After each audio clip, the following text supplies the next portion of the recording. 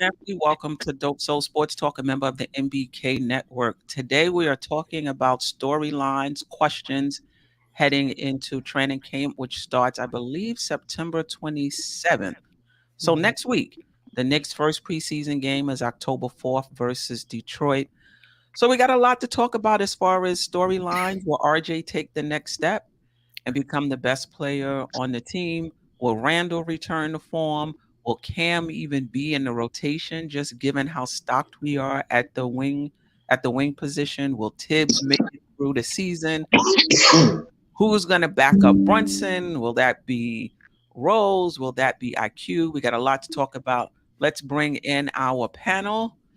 The bowling chick. So now Tsunami speaks, aka the bowling chick. Stafford, Don, Jarrell. How's everybody doing? Blessed, can't complain. Happy to be on the Dope Sport Soul Talk again. It's a pleasure. Let's get it in. Yep. And shout out to the chat who's with us. JJ always rocking with us. Deron Wayne, the same. Kerry Cox, Greg, Jarrell is here. Pudge Nice. I appreciate you all. Greg brought it to my attention that RJ Barrett had an interview with CP of KFTV today. I didn't get a chance to see it, so I will definitely um, check that out. I mean, it wasn't nothing too you know too in detail. He just talked about his shoes and you know what he was working on and that was it. Nothing really to yeah. But you could still check it. It was nothing. Okay. Yeah, you ain't really miss much. I didn't miss much. Okay. I saw the Puma sneakers. I wasn't really feeling them though. But yeah, kudos to him for Yeah, that. he went blue and red, blue for Duke and red for Canada. Canada, So, Canada. but he said he's gonna do something for Knicks fans in the future. So maybe he's coming out with a shoe later for us. Don't forget he said the gold trim is for championship. I think He did. I forgot. championship I one forgot. time. Right. One thing he did say though that I want to, I guess that you didn't see it, we're not going to talk about it. But one thing Yeah. he said his improvements during. They asked him what was his improvements during the offseason. Mhm. Hmm. His improvements were the exact same improvements that everybody said he needs to improve on. Awesome. At the rim. At the rim, free throws, like movement with the ball, Mm-hmm. everything that we said that Did he say RJ shooting needs. off the dribble? Yes, he said that Yes. too. He also Yes. said that. There you So go. Yes. right. So And he everything- really emphasized the free throws too. Like he said, I Right, ain't at missing the them end. this year. So Right. RJ is in tune with himself. Let's just say that he knows exactly what his faults are.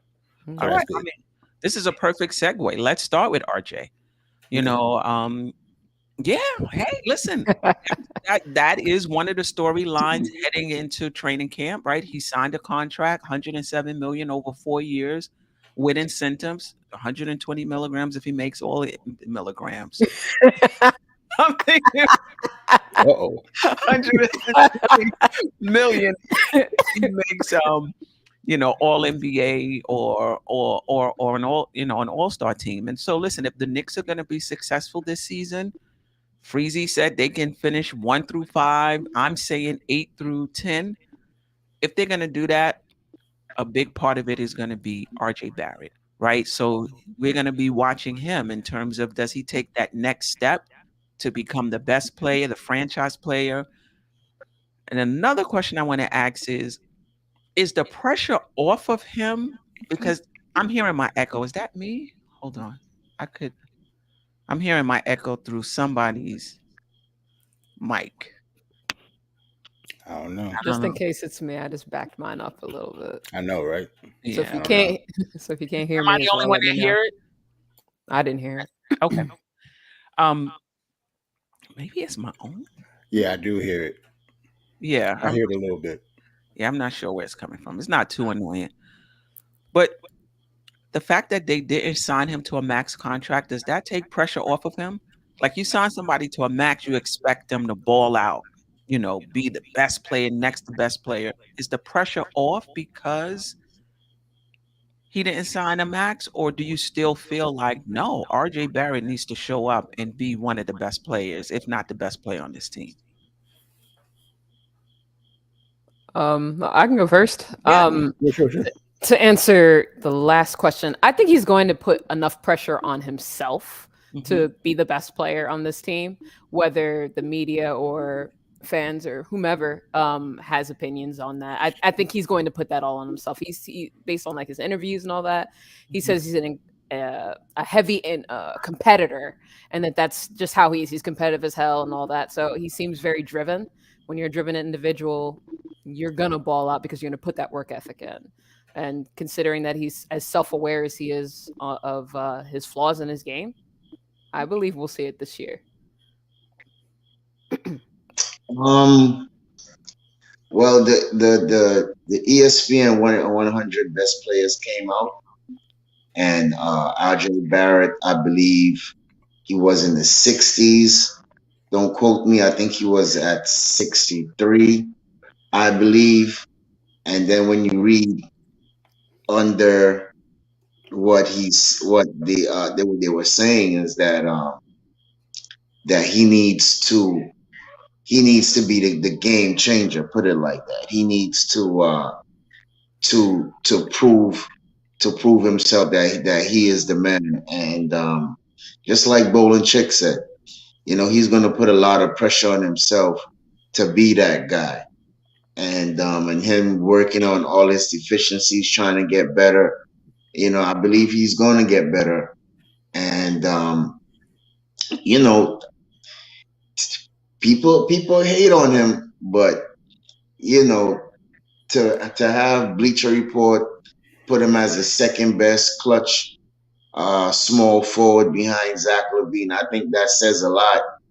And and he's finally getting his recognition. So I know it's the big contract, and even me saying now is time to stop with the excuse with him with saying that he's young and he still need time. No, this is a time for him to show out, and I believe he's going to show out. And I think he's going to carry the team on his back. You're muted, Queen. Yeah, you're You're muted, muted. Queen. So, in your opinion, he's taking the next step. A lot of players usually between that the fourth year usually takes a big step. In your Hmm. opinion, this is the year that RJ Barrett does that. Yes, I believe so. Yes. Okay. All right, Jarrell. Yeah, I definitely agree with that too. And I do think it's pressure on RJ, but I think it's pressure that he already knew that he was going to have. And I think he's always had that pressure because he's always been like a high profile, basketball player, like at any level. Like when he was in high school, top five recruit. When he was in college, ended up being top five in the draft. Hmm. Now it's no different. Like he's in New York, so the pressure is there. But I think RJ knows the pressure is there, and he doesn't really. I don't know. He seems like an even keel kid, so he's never get too high, never gets too low. Just works on his game, and I think he's going to improve. Yeah, I agree. I mean, like that's one of the storylines. Will RJ Barrett take that next step? I really believe that, that he will.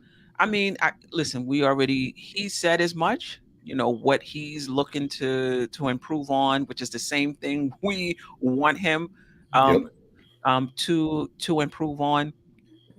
I was watching somebody's video. I forgot who it was, but they made a good point. When RJ is in the pick and roll and he's the ball handler Hmm. and they go under. Hmm. He can hit that pull up three right there, off the dribble, is over. Yeah, it's a wrap. It's over. Yeah, Because, 'cause- they're going under, thinking that he's gonna drive to the basket, and so they'll be right there. If they do that and he starts pulling up, what are you gonna do? right. So now you fight over the screen, he can go past you because when you fight over the screen, you're at least a half a step, if not more, behind, right? Right. He'll be able to go around you. He has no problems getting to the rim against twos or threes. Right. Hmm. And then if you go under, if he can pull up and pull that shot, that changes a lot. Now I know Brunson is here and he'll probably be in the pick and roll a lot, but I'm hoping that, RJ as well will Yeah. be in some pick and rolls with the ball in his hand like he was last season. So yeah, this is big. Who's RJ Barrett going to be this season? And a lot of the Knicks' success is going to depend on that. I don't think it's only him. We'll talk about Jalen Brunson. We'll talk about, Randall. But RJ Barrett is going to be a big part of it. And if I had to put my money on it, I would put my money on it that he's going to be an improved player. But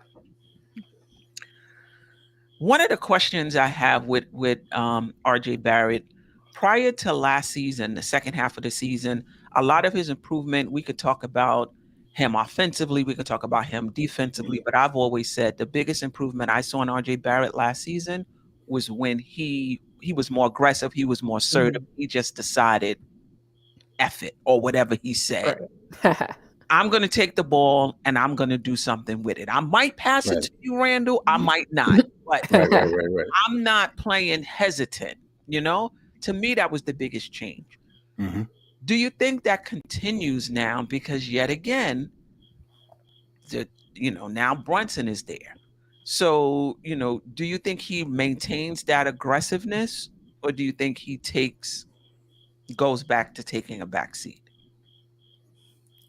I actually hope it's like somewhere in between. Like I want him to be aggressive, but maybe not as aggressive, because that time period that you talk about, RJ really didn't like passing at Mhm. all, and you can tell too. Like you say, he was real decisive with the ball, and the only decision was to score for the most part. So yeah, hopefully he shares the ball more, and plus since we do have Brunson on the floor, it will be better for RJ to pass the ball, especially when he drives to the basket, because kicking it out to Brunson is not the same as kicking it out to Alec Burks. And to your point, and then I'll get to Staffer and the bowling chick. Or do you want Tsunami Speaks? Let us know how you want to be addressed. Go ahead. I'll answer after. I think there's more layers to RJ's game, and I'm not sure if we're gonna get all of it. If it's possible for him to improve in every single area in one season, Right. because I think that he's a very good playmaker. Like I think he sees the floor well. Hmm. And one of the things I'm hoping is that he becomes more of a willing passer. Like he knows how to pass. He sees it. And I'm not saying he's selfish because he will make, he hit Mitch on some alley oops and things like that. But I think that there is even more improvement in his game. I think he can get his assists up to 5. He averaged. Hmm. I think he can get 2 more Mhm. assists a game because he actually he's a smart player. Hmm. know? So I think, that part of his game will improve. And then all of the other stuff, I think his free throw shooting was 74. I see at least 75, if not more. I see at Yeah. least 75, this season. Now his finishing at the rim, 50% is not great. Like that's about where he's at finishing at the rim, 50% or something like that. Really got to get that up to like 65. Right. Right? Because unless his shot profile changes, right? He took 60% of his shots. I know before I said below the free throw line, but I meant Hmm. below the 3-point line. So Hmm. between finishing at the rim, the short mid range and the long mid range is where he took 65% of his shot. And he took a good part of that at the rim, good Hmm. percentage of those shots at the rim. You gotta make like that can't be like your bread and butter and you in the 12th percentile. Like it just can't, or the 20th percentile, 25th percentile, whatever it is. So if Yep. he's working on finishing, he's able to do that and he's able to pull up off the dribble. I just feel like it diversifies his game. And I Sure. think it's gonna be easy for him to take the next step, Yep. right? Because now what is he, if you're defending him, is he gonna pull up? Right. Oh, he put the ball on the floor. He's gonna go all the way to finish. Oh, he pulled up for the mid right. So like now Right. you're defending, you I don't mean, really at that point, if the free throws actually go up like we think it's going to, RJ won't be a 20-point scorer. He'll be a 25-point scorer, Mhm. yeah, and rather easily too, if he can hit those free throws. right. And I don't think his shots are gonna go down with Brunson here. Brunson is going to get his shots for sure, but Mhm. I still think Brunson, RJ, Randall are going to get the most shots on the team, and I think all three of them will have the opportunity to be 20 or above. And if there's anybody there that probably won't score 20, I think it'll be Brunson. Agreed. If you had Yeah. to choose one, Right. he may be 17, 18, Yeah. point, I um, agree. points a game. But yeah, that's one of the big storylines, heading into training camp, heading into the season. What is RJ Barrett going to look like? Um, I know some fans saying we're going to win 30 games, 37 games, 41 games, whatever. But if RJ Barrett takes off, you know, Right. it could be even more, it can be even more than that. Anything else on RJ Barrett in terms of what we expect from him this season? Um, well, when you say aggressive, I do think he'll be aggressive, but I think in the first 9 minutes, the ball going to be distributed a lot between Randall and him, and probably a couple of pick and rolls for Mitch, just to get him involved also too. But I feel like when Tom Thibodeau makes his first substitutions, and I feel like he brings out, let's say he takes out um, Randall and Bronson and brings in probably Rose and Obi.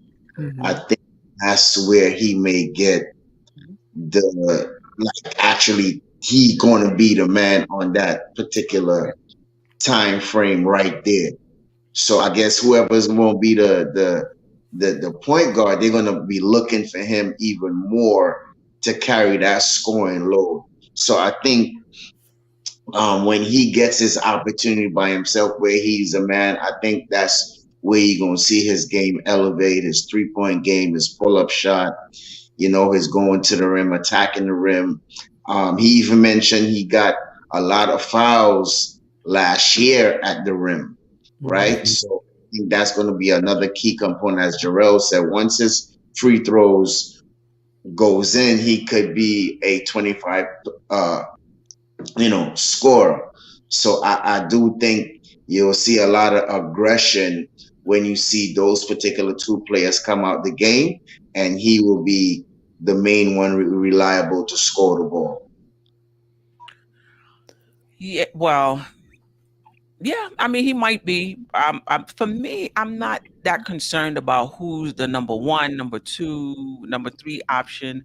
I think all three of those guys, have to show up. Like RJ can't, even if RJ scores 30 points a game, it's not going to be enough. Mhm. No, and I get what you're saying, but at this, It's but not at gonna this, be enough. but at the same time, we talking about pressure on him also too, and the pressure that he's going to put on himself. So what I'm saying is, when it's his time to shine, he's going to try and elevate, his game to that particular level that he wants to be. Right, Once those two guys come, I understand what you're saying, the right, number one and number two, but when he gets his chance, right. you know what I mean? Yeah. Yeah, yeah. I a shout out to Sherwin, always rocking with us, and he brings up a point that others bring up as well. But I think, all right, let me just bring it up. Good evening, Sherwin.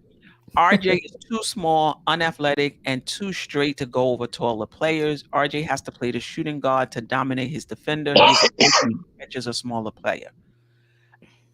I agree, but this is what I will say.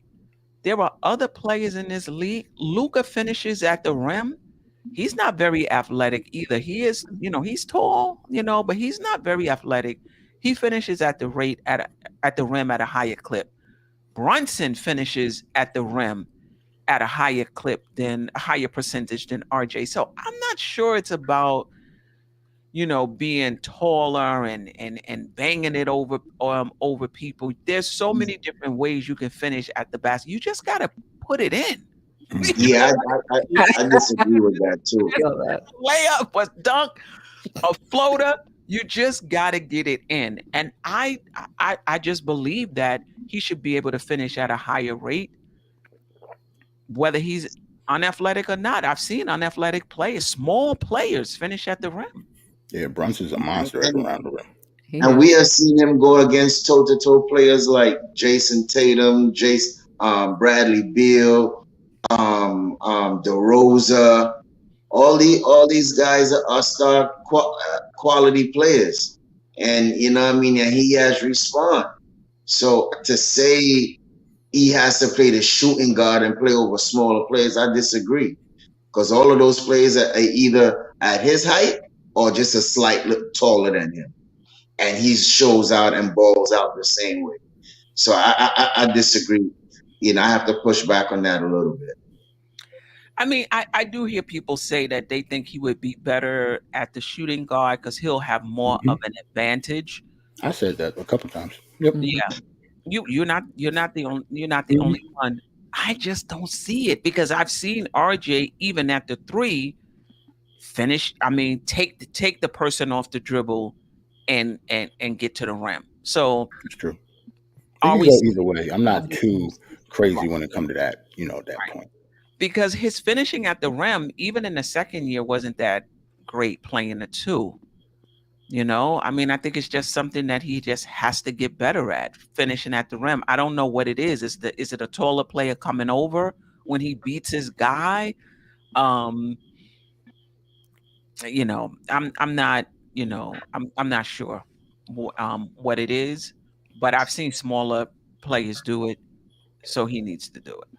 Well, Um, I'm hoping that he'll be able to kind of observe a little bit from Brunson and kind of take some things from him as to how he's able to finish. And the fact that he's focused so much on this in the offseason means that we will see some sort of improvement, whether it's the 60% jump that we're hoping for or a 58% or 57%.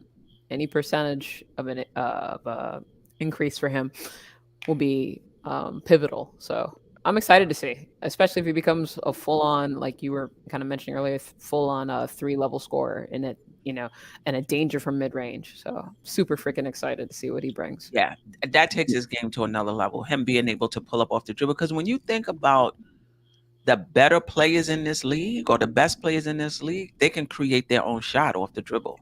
Right. Exactly. The And finishing if you around. can get him back to score 40% from 3 2 years ago, Right. that would be Yeah, that's true. even. That would be incredible. Right. Right. So yeah. Right. I was just going to say, but the finishing around the rim is kind of troubling, though, because RJ is a Oh, strong no doubt kid. about it. No doubt. That just because that kind of means that he just doesn't have touch around the basket. Like I don't know how you improve that, to be honest. Yeah, It's that kind was of one. hard. I'm sorry, I didn't mean to cut you off. No, that's okay. That was one of the knocks on him coming out of college. His touch, Mhm.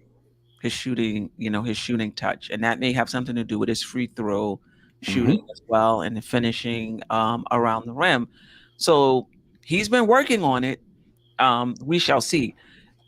And I get you. It could kind of go either way because you think about players who haven't shot well in this league. You can't tell me they haven't. Like you can't tell me what's his name, who was Alfred Payton. hmm Since he's been in the league, hasn't been practicing his jump shot, and that's why Exactly. he's not shooting.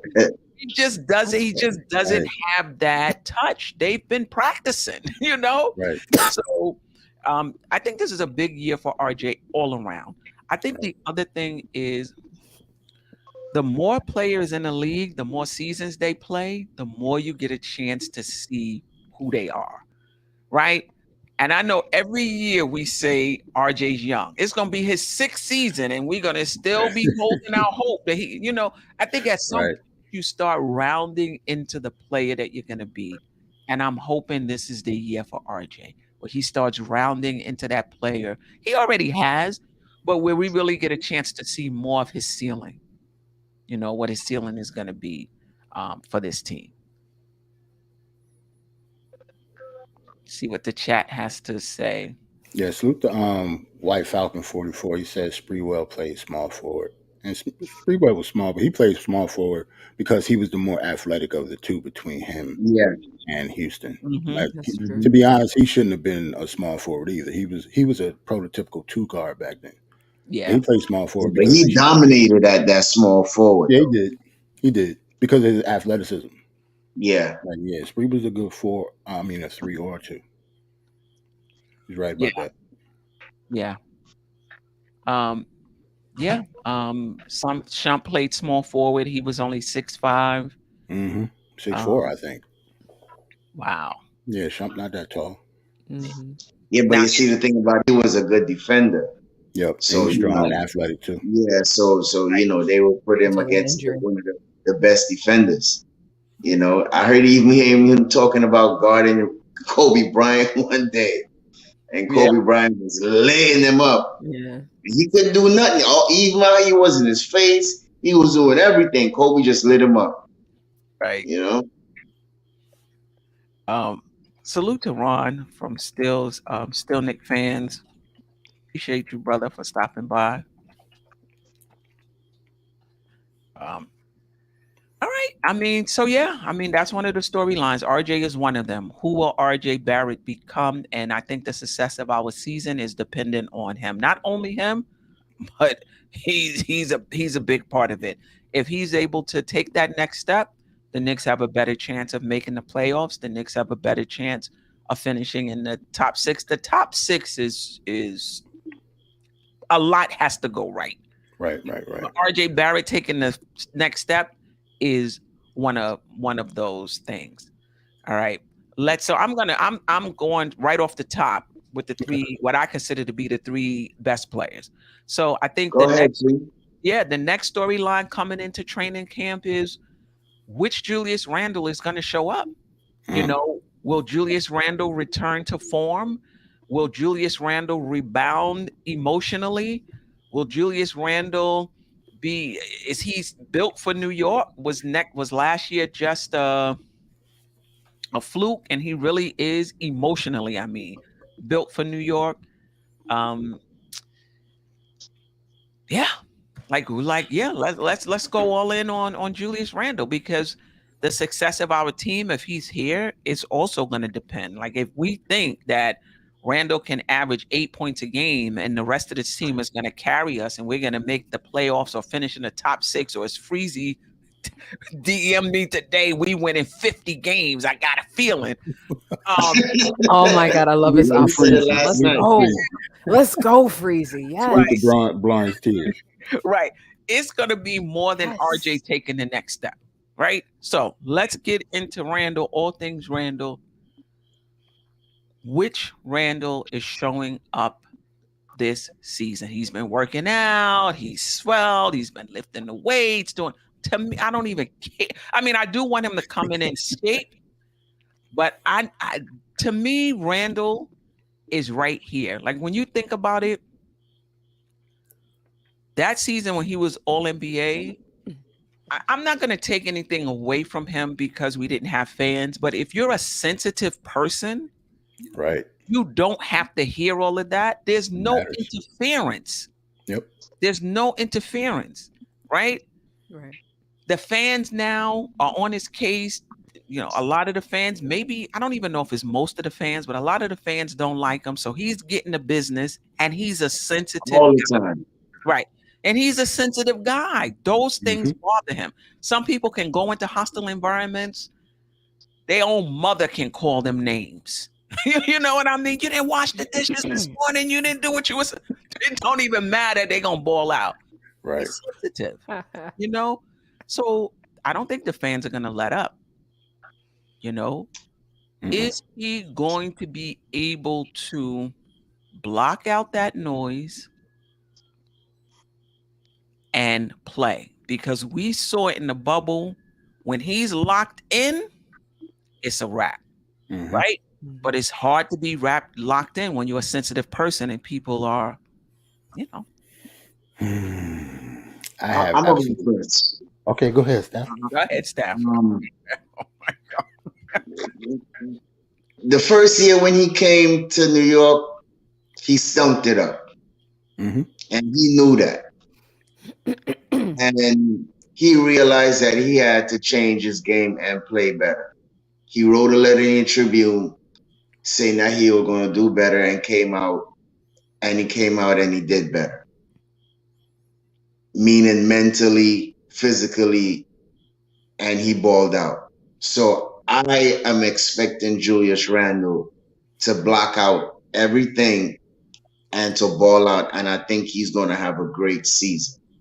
Um, ESPN, I'm going to ESPN again. 100, they capped him as number 71 best player out of a 100. He Who? was 42. Yeah, Oh, 71. Yeah, yeah, Randall?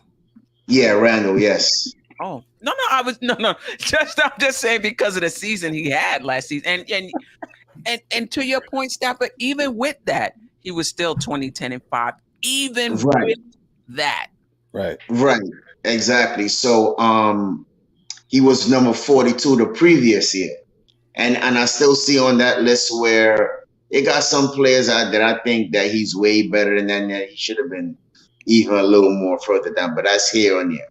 But I think he's going to come in energized. He's going to come in proving to something with a chip on his shoulders. Um, you see, every time he puts out a video with him doing something, it's some little petty little fan coming at him. I don't see even him saying anything to them. I saw him, one fan say, "Go Randall, we need you," whatever, and he bigged him up and tell him, "Yeah, no problem, I got you." So he he he knows that he still has fans that's behind his back and got his back, and know that he's going to take New York, hopefully, what I mean, to between 1 and 6, or even the play in, and we make the playoff, however we do it. But I feel like he's going to have a good season. He's going to be mentally ready, and he's going to block out all the haters, and his game is going to speak. They might say I'm a homer for Randall, call me CEA Randall, however you want to put it. But listen, we got a lot I of presidents on this panel. You could be president of the Randall fans club. Right. they already know. They already know. They already know. So I'm 100% behind him, and I think he's going to have a bounce back season with Brunson being in the mix also too. Him not having to have more ball handling and him just focusing on rebounding and scoring. That's going to even help him even more. So it's going to be less turnovers, more points, more rebounds, and he should be even more focused. Right. Yeah, and I agree with you. Listen, he, as far as talent is concerned, he's probably. I mean, you could put Cam there as well. Most talented player on the team. When you just talk about talent, the issue is letting that talent shine, being able to block out the noise so that that talent can shine. Right. That is the issue with Randall. I don't see him as a selfish player. I think he is a willing passer. I know some people Yes, say yeah. empty stats. He's selfish. He doesn't really want to. I don't see that, but I do see somebody whose decision making is not great. And times when he may want to do the right thing and it just doesn't come out right because that's just not. You can't put him in those types of positions. That's just not his game. And hopefully, Tom Thibodeau, I don't know if he was afraid of, I don't want to say afraid or intimidated. I don't know what the word is. Hesitant. I think he was hesitant Hesitant. Thank you. to put him in his place. Yeah, to put him in his place, in terms of holding him accountable, but also to put him in his place in terms of what we need him to do on the court. Now, that was kind of hard because we didn't really have a lot of ball handlers, but True. this season we do. So I'm hoping the coaching staff is able to say, nah, we don't really need that from you this season. That's what I'm hoping. Any other thoughts on Randall? Because how he shows up is going to be, or doesn't show up, is going to be big for our success this season. I'll just say that he has a blank slate with me this year. Brand new year and all that good stuff. I hope he comes to the team with a a clear head and ready to ball out this year. Whether I actually believe that to be true, that he's actually feeling that, and if I had to put money on it, I'd say no. At the first sign of adversity, I think he'll be totally fine until some losing happens. I just Mm, wonder mm, where he's going to go. And at that point, is he going to be mad he's not getting the ball as much? That Brunson might be, running the show. It really depends on whether Brunson and Tom Thibodeau, of course, because he holds the cards here. He's the coach. Um, to hold him accountable, like you mentioned before, and to just be a team player. I'm not saying like you were saying, I don't think he's a selfish player. I mean, he passes the ball fairly willingly. There are many games that we saw where he had near triple doubles and all that last year. I know it isn't just about stats, but I mean, it still means something to see 9 assists from a four from power forward. right. That said, though, I'm really leaning on Brunson here. If they can manifest a relationship, I think we can see an improved Randall, as provided that we have that leadership that's strong, Mhm. and that the respect factor, and that he truly does respect RJ on this team and all that. Maybe seeing him get that contract might have helped. Mhm. I will give kudos to Randall for coming in not only in shape, he's coming in world class shape. That does mean something. So blank slate with me. But I'm very eager to see how things go through the first 20 games of the season. Hmm. He doesn't really have a blank slate with me because I remember everything. Uh, Petty King, let's right, go. right, right. Like he doesn't have a blank slate. Nobody has a blank slate, good or bad, on the team with me. I remember everything. Yeah, and I wouldn't say, even though I don't think Randall is a selfish player, kind of sulking during wins. I didn't really like that. I Right. didn't like And that he either. did that more than once. Hmm. So, on the court, I don't think he's selfish in terms of like passing the ball, but that's a kind of a selfish thing to do, if you ask me, when it comes to Right. the wins and you're up there looking like somebody stole your the bike or something. Right. The So Chicago game. right, right, right. And it was another game too. It was like that. But, Randall's obviously, still our best player, at least until um RJ shows us otherwise. I do think the main factor with Randall will be Brunson taking over the ball handling duties, Mm, hopefully. right. And that's on Tibbs. But when it comes to Yes. Tibbs, I don't like the way he handled Randall. But like Steph said, if he's a sensitive player anyway, how do you talk to Randall? If he's sensitive with fans talking to him, how sensitive he's going to be with his head coach talking to him like that? So I don't know what he could have said to Randall to change anything. So I don't know. Like I have faith in Randall. Hopefully he'll be right, but I just don't know. Like I wouldn't bet money on it. Wow. Wow. Mm-mm. Don't Wow. parlay I it with anything. do believe they have sat down and have conversations, not for the public to see. You That's true. understand what I'm saying? You know what I mean? So it don't necessarily say he don't know how to talk to Randall. That's his guy right there. So of course he has to communicate with him and talk to him. You understand what I'm saying? It may not be a situation where probably Randall don't like, but he has to deal with the situation anyway, right? In order for us to win. So that being said, I agree with Tsunami where he said Tom Thibodeau has to have him accountable for everything that he does, right? But at the same time, the coach has to talk to him also too. Not how he talked to him. He has to talk to him. The front office has to talk to him. You understand Mhm. what I'm saying? And I said this numerous times. If you can't adapt and you're not listening and you not want to go with the flow, as White Falcon said, ship him out of here. Because we don't need the toxic situation on the team, Damn right. right? So Right. so at the same time, I have to push back on that a little bit when you said if Tom Thibodeau doesn't know how to talk to him. Tom Thibodeau has been in the league for many years and has dealt with many personalities. The Mhm. Jimmy Butlers, the Derrick Rose, the what Joakim Noahs, the Luol Dangs, and all these guys. So what I mean. So what are He's a you coach. saying? Randall is not listening? I, I Yeah, mean, that's the sometimes, point. it's like this. You tell your dog don't go on the couch, but Yeah. yet still he doesn't listen to you and still go on the couch. You know what I mean? So you know, Yeah. it it could go either way. You know?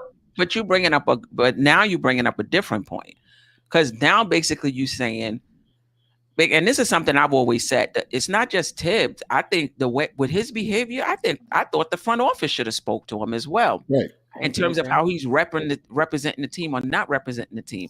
But you're saying that they may have, and that he still didn't change. So now that's making me think, Right.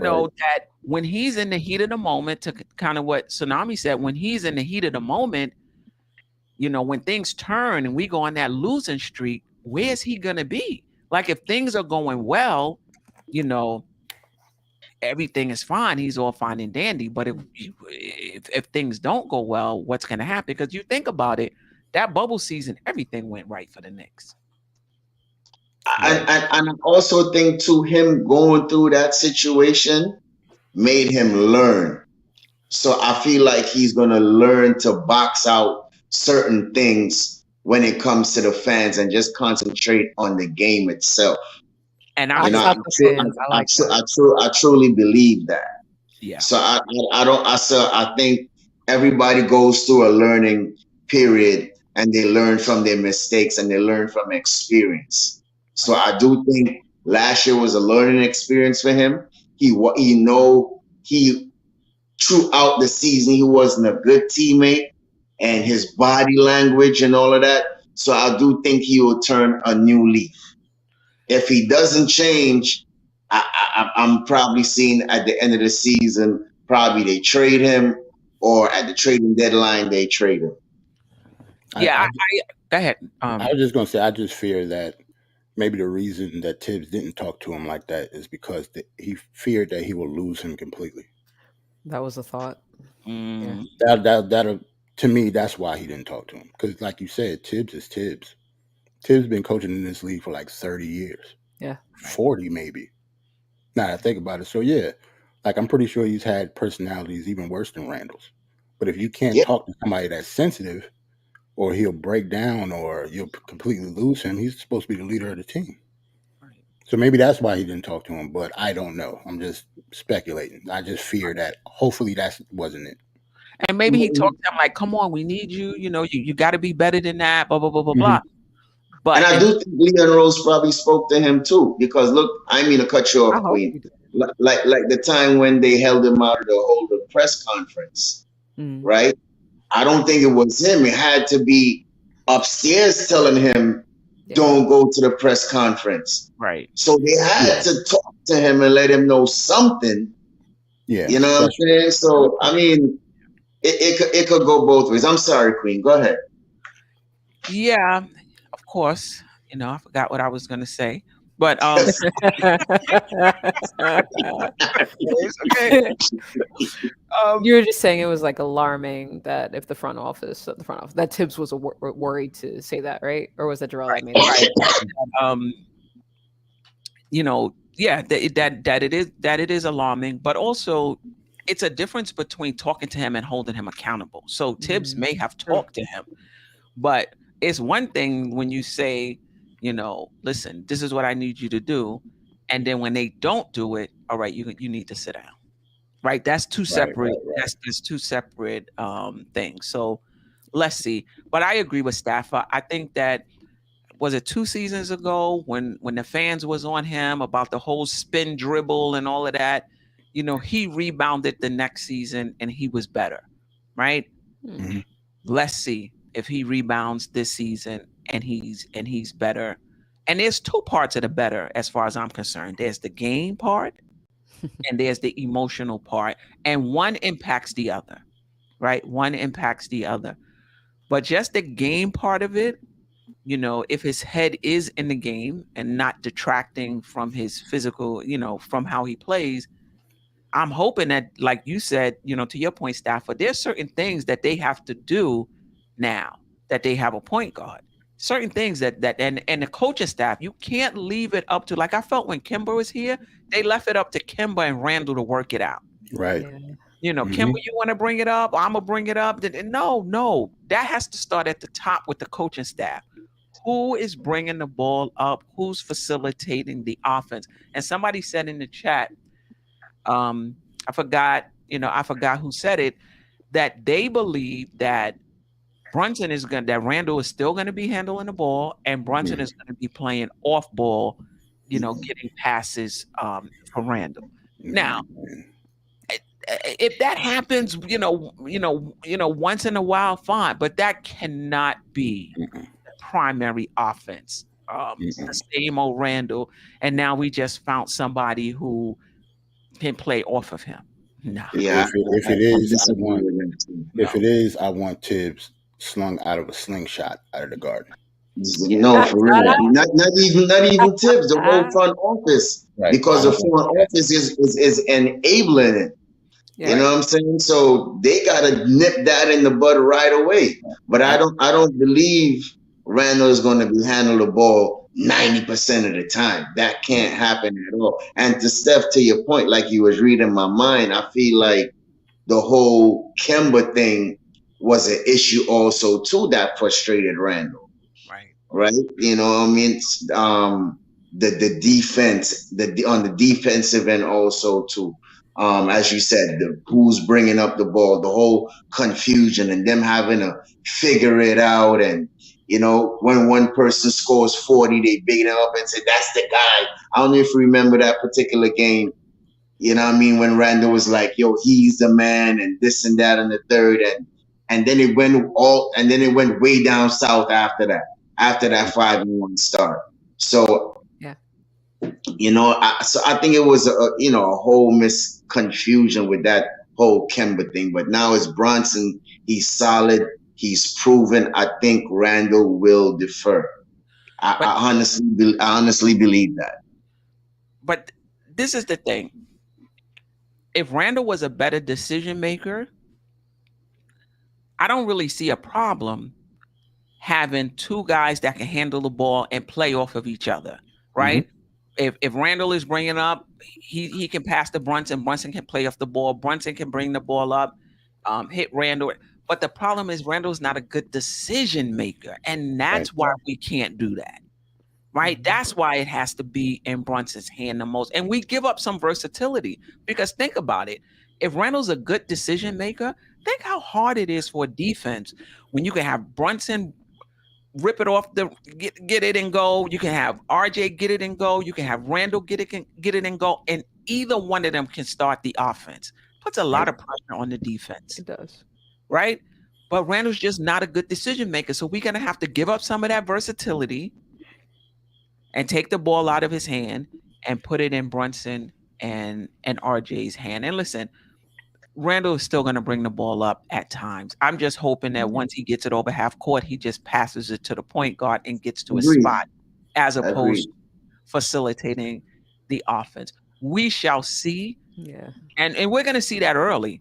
Yeah. October 4th, we will know what Randall's role is going to be. I don't even want to see it in preseason. I don't want to see it at all. First preseason game. Yep. I don't want to see that. And plus, to be honest, even though I do believe you that Randall is going to bring up the ball, I still don't know why, though.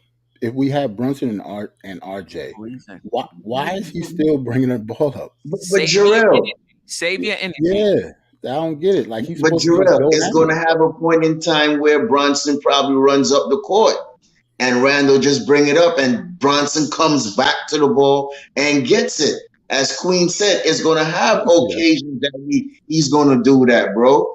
But I'm saying it's not going to be 100% of the time. So you are going to see it. So even if you get sick of it and you don't want to see it, you're going to see it. Yeah, you're right. Especially if he gets a rebound. I understand that. But yeah. In the inbound play, nah, I don't want to see him getting the ball. Right. But I think he can save his energy, though. Right. Even go if down when you're supposed to be going. And you outlet it and you run down the court, like you saving energy. Right. Doing it that way. Now, that being said, this is another question. Can you put the genie back in the bottle, so to speak? Because this is how Randall has played. He played this way in high school. He played this way in college. He played this way his entire. That's what made him the player that he was. This is Hmm. what made him. He was drafted, I believe it was in the top 10, right? Number 7 Yeah, or something like Right, yeah, right. he was up because of there. his versatility. You got this 6'8" bruiser who could play, down low and bang around, but can also bring the ball up and pass it around. Like that's been his identity since high school. Right. Mm. Can you put the genie back in the bottle and say, we've seen enough of that, you Hmm. know, and we need you to just be a traditional power forward. He has an alpha mentality, whether he has that alpha game or not, he has an alpha Mm. mentality. Definitely. How is he going to adjust to that? Is that something that he's going to adjust to very well? Is he going to basically just say, I'm not doing it? I'm going to still be the same player I always was, no matter who you bring in. And if they force him to do that, basically that's not your role anymore. Hmm. Will he, I wouldn't say implode, but will he be as effective in a limited role? I, with that being said, Queen, I think he needs to take a look at the Miami Big Three at the time and take a look at Chris Bosh's role. Yeah. 'Cause Yeah. Chris Bosh was the man in Toronto at one time. Yes, he And was. he came to Miami and he had us to level down to Wade and LeBron. Right? So I think he needs to go look at those tapes or go talk to Chris Bosh and see how he end up transitioning to that particular role. You understand what I'm saying? And understanding what he has to do as that third role player. I But feel I that. do. Okay, go ahead. Go ahead. I'm sorry. No, Sorry. go ahead, Tsunami. I feel that, but he's not gonna. Yeah, he's The not reason going to why do he's that. not gonna do that is where's his LeBron on this team? Unless he sees RJ as that, Right. Bosh I was able to make mean, that kind of a change because he's like, I have Dwayne Wade and I have LeBron here. Right. He Okay, was they're forced into better that. than me. I will, lower my not lower my game, but I'll reduce my role so I can Right. just be an awesome role player on the team. Right. Right. But a phenomenal one, but a role player essentially. Like if he's a real alpha, he's going to have to be forced into that role. That's gonna be And tough. Jalen Brunson and RJ Barrett is not going to force that. Yeah, Not that's now. the problem. Right. But maybe Brunson, not necessarily with his game, but maybe, with his leadership, maybe, right? they've been having lunch together or whatever. Maybe Yeah, they hopefully. forged a friendship where he respects him that way. And also maybe just seeing how they lost last season. Sometimes that'll wake you up too Yeah, and be like, okay, I yeah. cannot go through another season like that, whatever it takes. Um, we shall see. Um, but if we're gonna make we're all in agreement. If we're gonna make the playoffs or even a play in, Randall is gonna needs to be a part of that. Oh, yeah. Or do you Yeah. feel like we can still make it if Mm. he's not Randall?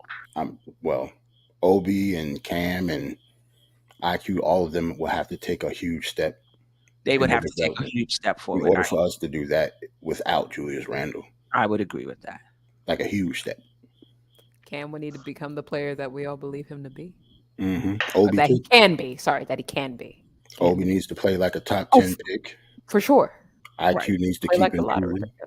Yep, Mhm. same thing. They all need to improve if that's going to happen. If that's gonna happen. Right.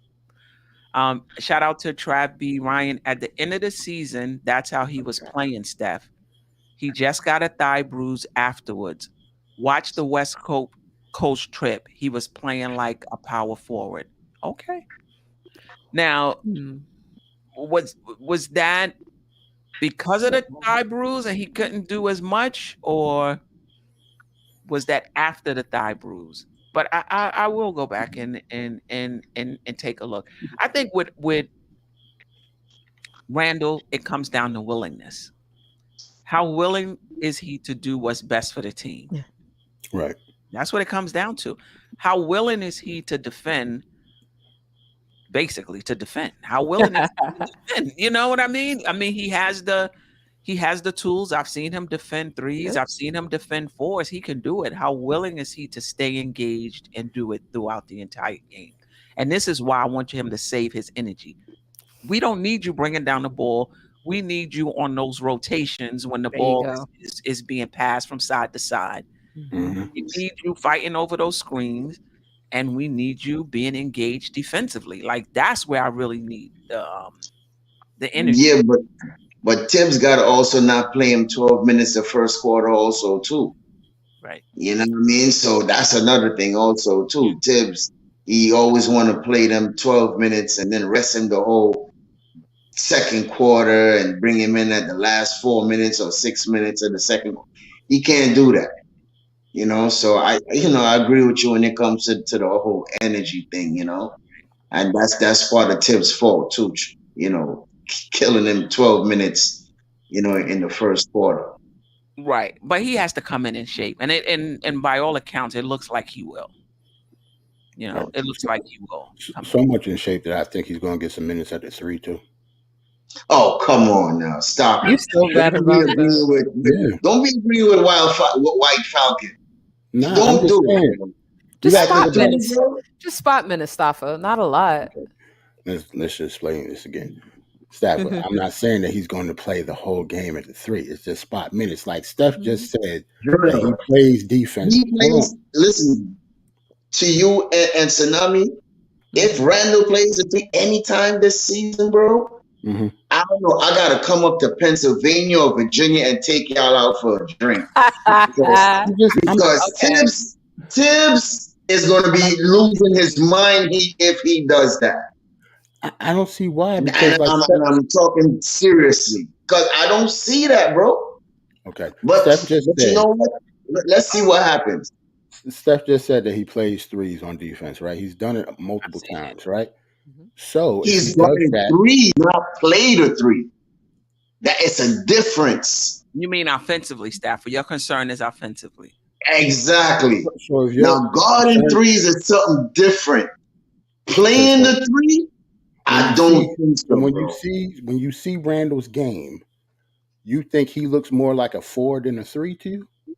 The way he plays now, he faces up to the basket 90% of the time. Yep. But So bro, he doesn't most of even the play three the suit four really. Does. but most of the small forwards shoot threes. You don't want Randall shooting threes. But He's a very poor 3-point but shooter. So that's what who's he gonna does play now, the Stafford. four? That's what he does now, Who's gonna Stafford. play the four? All right, you saying Obi gonna come in and play the four? Can Yeah, we that's really say we're gonna put the ball in Obi hand and tell Obi go get us a basket at the four? yeah, because you're gonna have to do that anyway, because he's a four. Whether he starts Mhm. or off the bench, he plays the same position. He's not changing position. No, no, you see, you're not getting my point. You see, you could throw in the ball to Randall and post him up and post his opposing player and get a basket. I'm saying, can you throw in the ball to Obi for him to post up and get a basket? And then, even if that's the case, can Randall, when Obi kicks out the ball to Randall, can Randall make that particular three at that point in time? I guess my point is that the way that you're explaining it, that's how they play anyway, Stafford. Like nothing is going to change with Obi. He's playing the four. Randall already shoots mostly threes. Whether we like him to or not, Right. that's his game. Yep, Like but you asking him to change his game just out I of don't sake think of this position. year he's going to be shooting a lot of threes like before. I think it's Really? going to go way down. I think Yeah, he's going to be more in the paint, in my opinion. but that's you He's going to assuming get that his he's going to attempts, change but I something though. don't think it's going to be at a volume where he was shooting before. Mhm. That's I would hope so, but that's you assuming that he's going to change something. I'm going by what we have seen the past two seasons. Like he plays more like a three anyway. Well, He every year you got rarely to come posts in up. and give them something different. You can't come in every season with the same thing. I But hope So that so. I'm looking for a change. I really do hope so. I hope you're right because if that's the case, I already got a problem with Tibbs in his offense anyway. So right, yeah, so I right. hope you And are we right. I get hope it into is Steve as different. well. But this is the issue with Randall's game is he has difficulty finishing amongst bigs as well Yeah. down Mhm. there at times, and he's lost weight. Doesn't mean he may still be as strong, but he's definitely thinner. But he could still be as strong. He could still have enough power. But offensively, he's not stretching the defense with the three. right? When he's at the three, he's not stretching the defense by hitting the three. And then when he's playing in the four, at the four, he's not somebody that just stays down in the post, Mm-hmm. right? So he has almost like a hybrid game Mm-hmm. where he's okay in the post with the turnaround fadeaway, Mm-hmm. and I hate it. he's kind of With the okay, leg. I hate it. and not okay shooting the three. But at the end of the day, it's 20 points. However Right. he's getting it Yeah. is, Right. Sorry. it's 20 points. The only thing about him playing the three, again, I think it'll, because he doesn't shoot the three, it's going to be harder. It's going to be more cramped. But once you start moving, we already two at each position. So now once you move him to the three, what Mhm. does that say for Cam? Right.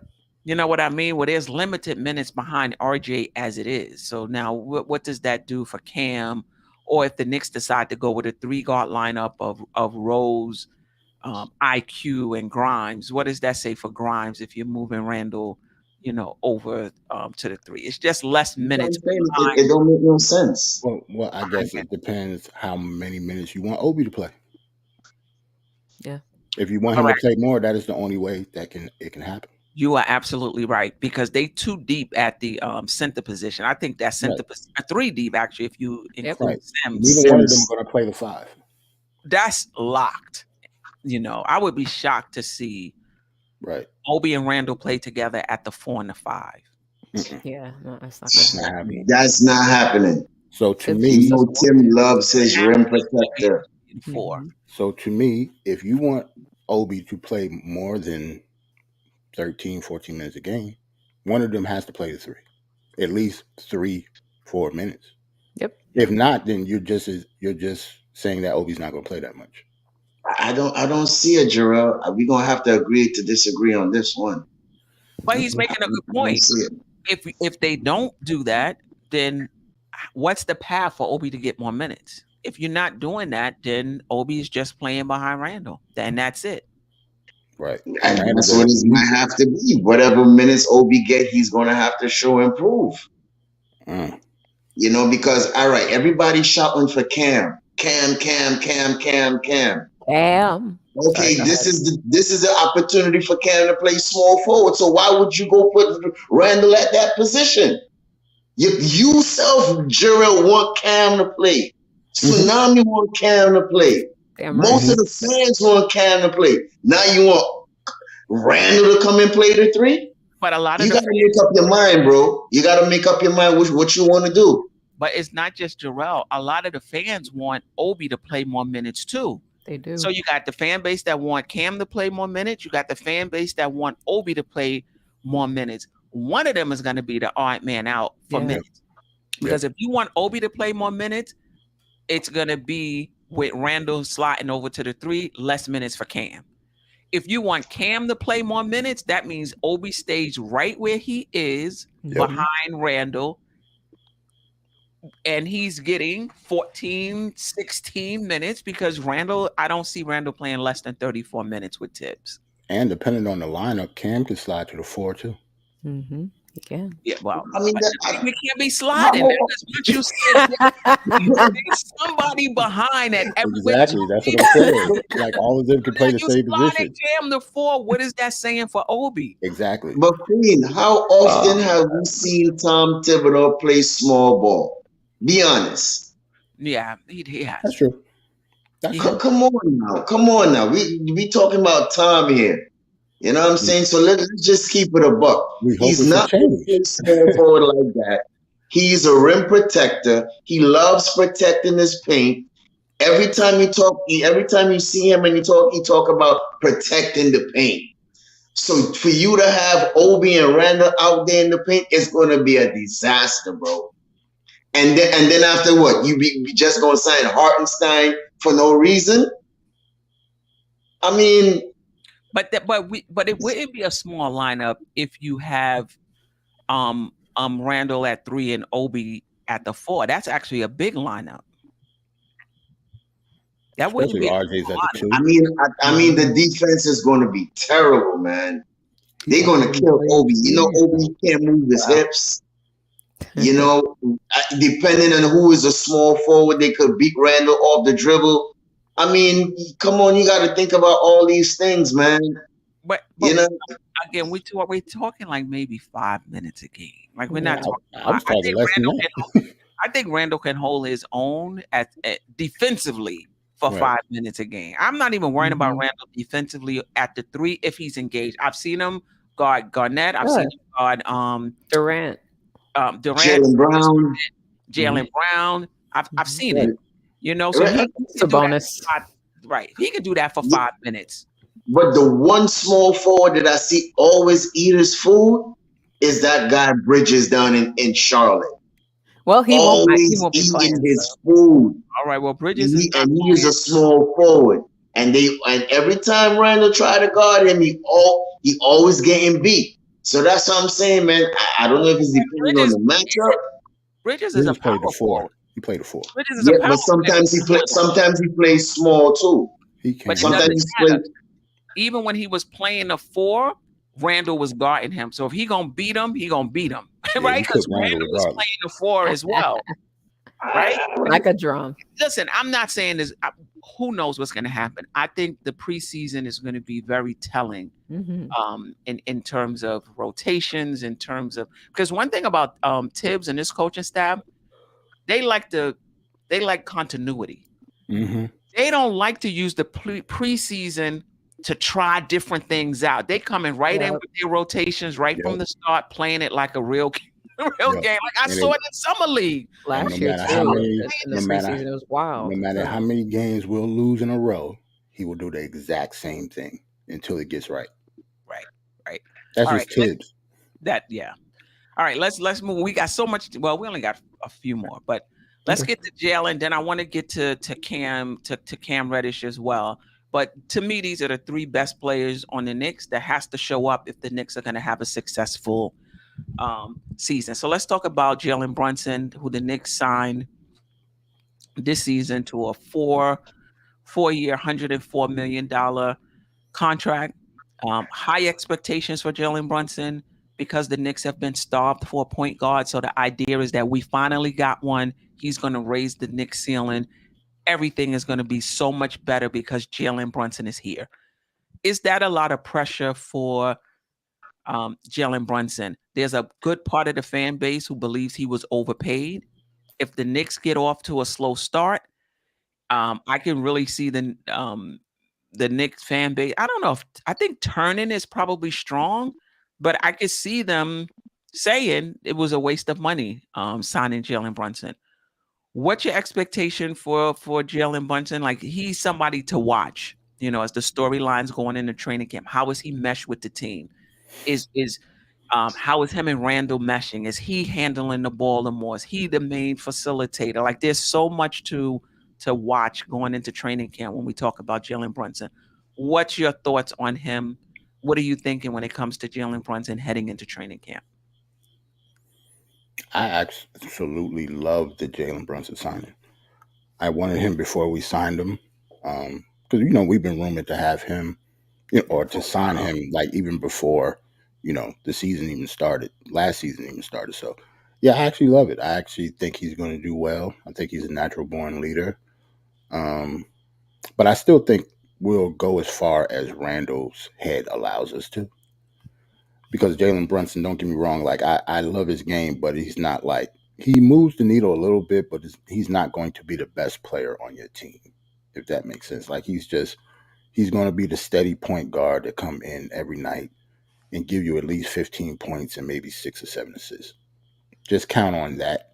Count on good leadership, good defense at times, and he's our point guard for the future. Like he's going to be our point guard for at least 3 or 4 years So until you that see him, contract is up. yes. So you see him more as a steadying force, Hmm. more so than the scoring point guard who is going to be first, second, or third option in his own right. He's Right. more about making the players you already have on your team better, as opposed to being that guy himself. Exactly. Because you can see, like, that scoring punch that he did in the playoffs, he didn't do that until he had to.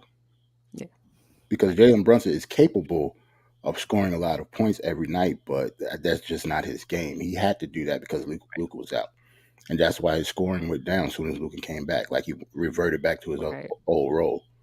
So like, yeah, like Jalen Brunson's a leader. He's just going to be a real good, steady point guard. We ain't gonna have to worry about Jalen Brunson. To me, Okay. All right. Any other thoughts on Jalen Brunson heading into training camp? Um, you know, I'm surprised that we had even four players in the ESPN top 100, and Jalen Okay. Brunson. Yes, Jalen Brunson was 61, I believe. RJ Barrett was 67, Julius Randle 71, Mitchell Robinson 98. Don't be Oh, surprised, Joe. Don't be surprised, Mitchell Joe. Robinson 98. Mitch made made the the top cut. 100 Let's go, Yes. sir. in the NBA. All right. So don't pull your hair out. The NBA. Why you Calm The saying down. like NBA. Calm down. Calm It's down, not. Drew. Calm down. The NCAA? Knicks got 4 in the top 100. That's crazy. We I better gotta be look at more this than the list. I gotta players. look at this list, Stafford. So, so, so Brunson, as I said, 61 or 64, one out of the two. Don't quote me. If anybody knows, just put it in the chat.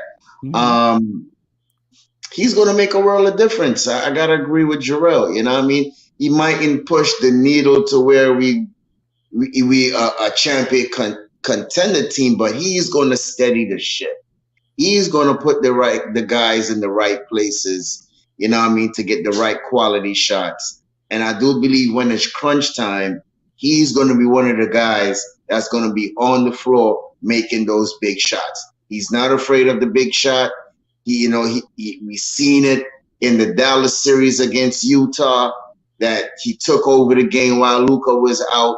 So I'm looking to see Brunson have a big year and a big impact on this team. He's going to settle the team. He's going to settle Randall. He's going to settle RJ. He's going to give Mitch even more lobs at the rim because he was one of the top guys in lobs for centers, and that's Jalen Brunson. So Mitch is going to get a lot of attempts also too at the rim. So Jalen Brunson is going to bring a lot of intangibles to this team where we been lacking for how many years since the Charlie Wards and the Stephon Marburys. So I look for Jalen Brunson to be a steady guy on this ship. And even though he get paid 104, it's still not the top 10 best point guard, top 10 paid point guard in the league. So people got Exactly. to stop with the overpaying with all of that Yes. nonsense. The Right. guy has proven himself.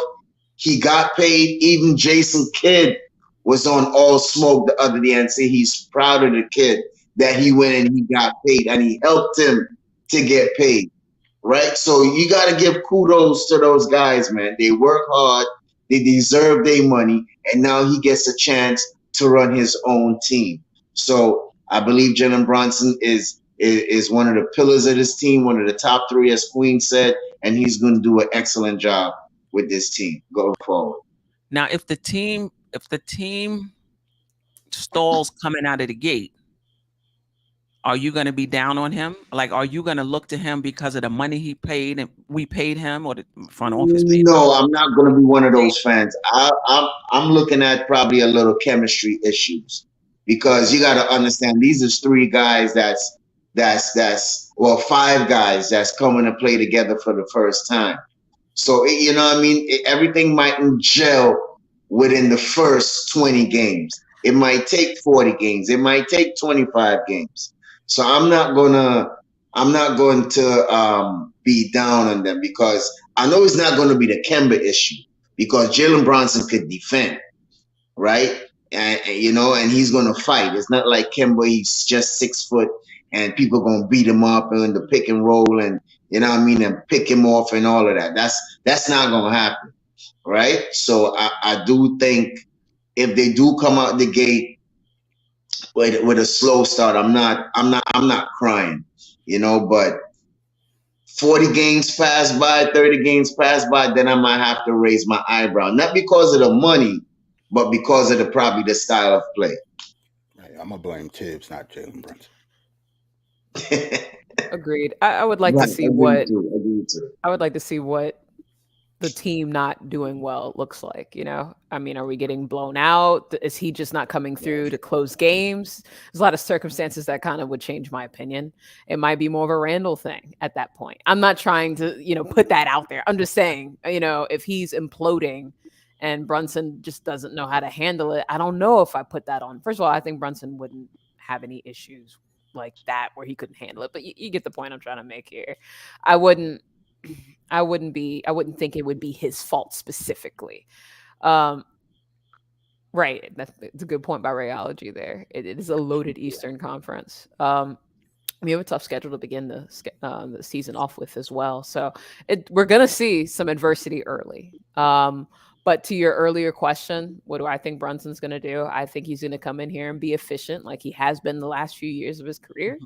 I think he will be a steadying force for us. I do think he'll average about maybe 17, 18 points and like 7 assists. I don't know if he'll top 7 just based on kind of his style of play, unless our team is shooting really well. That would be nice. Let's go. Right.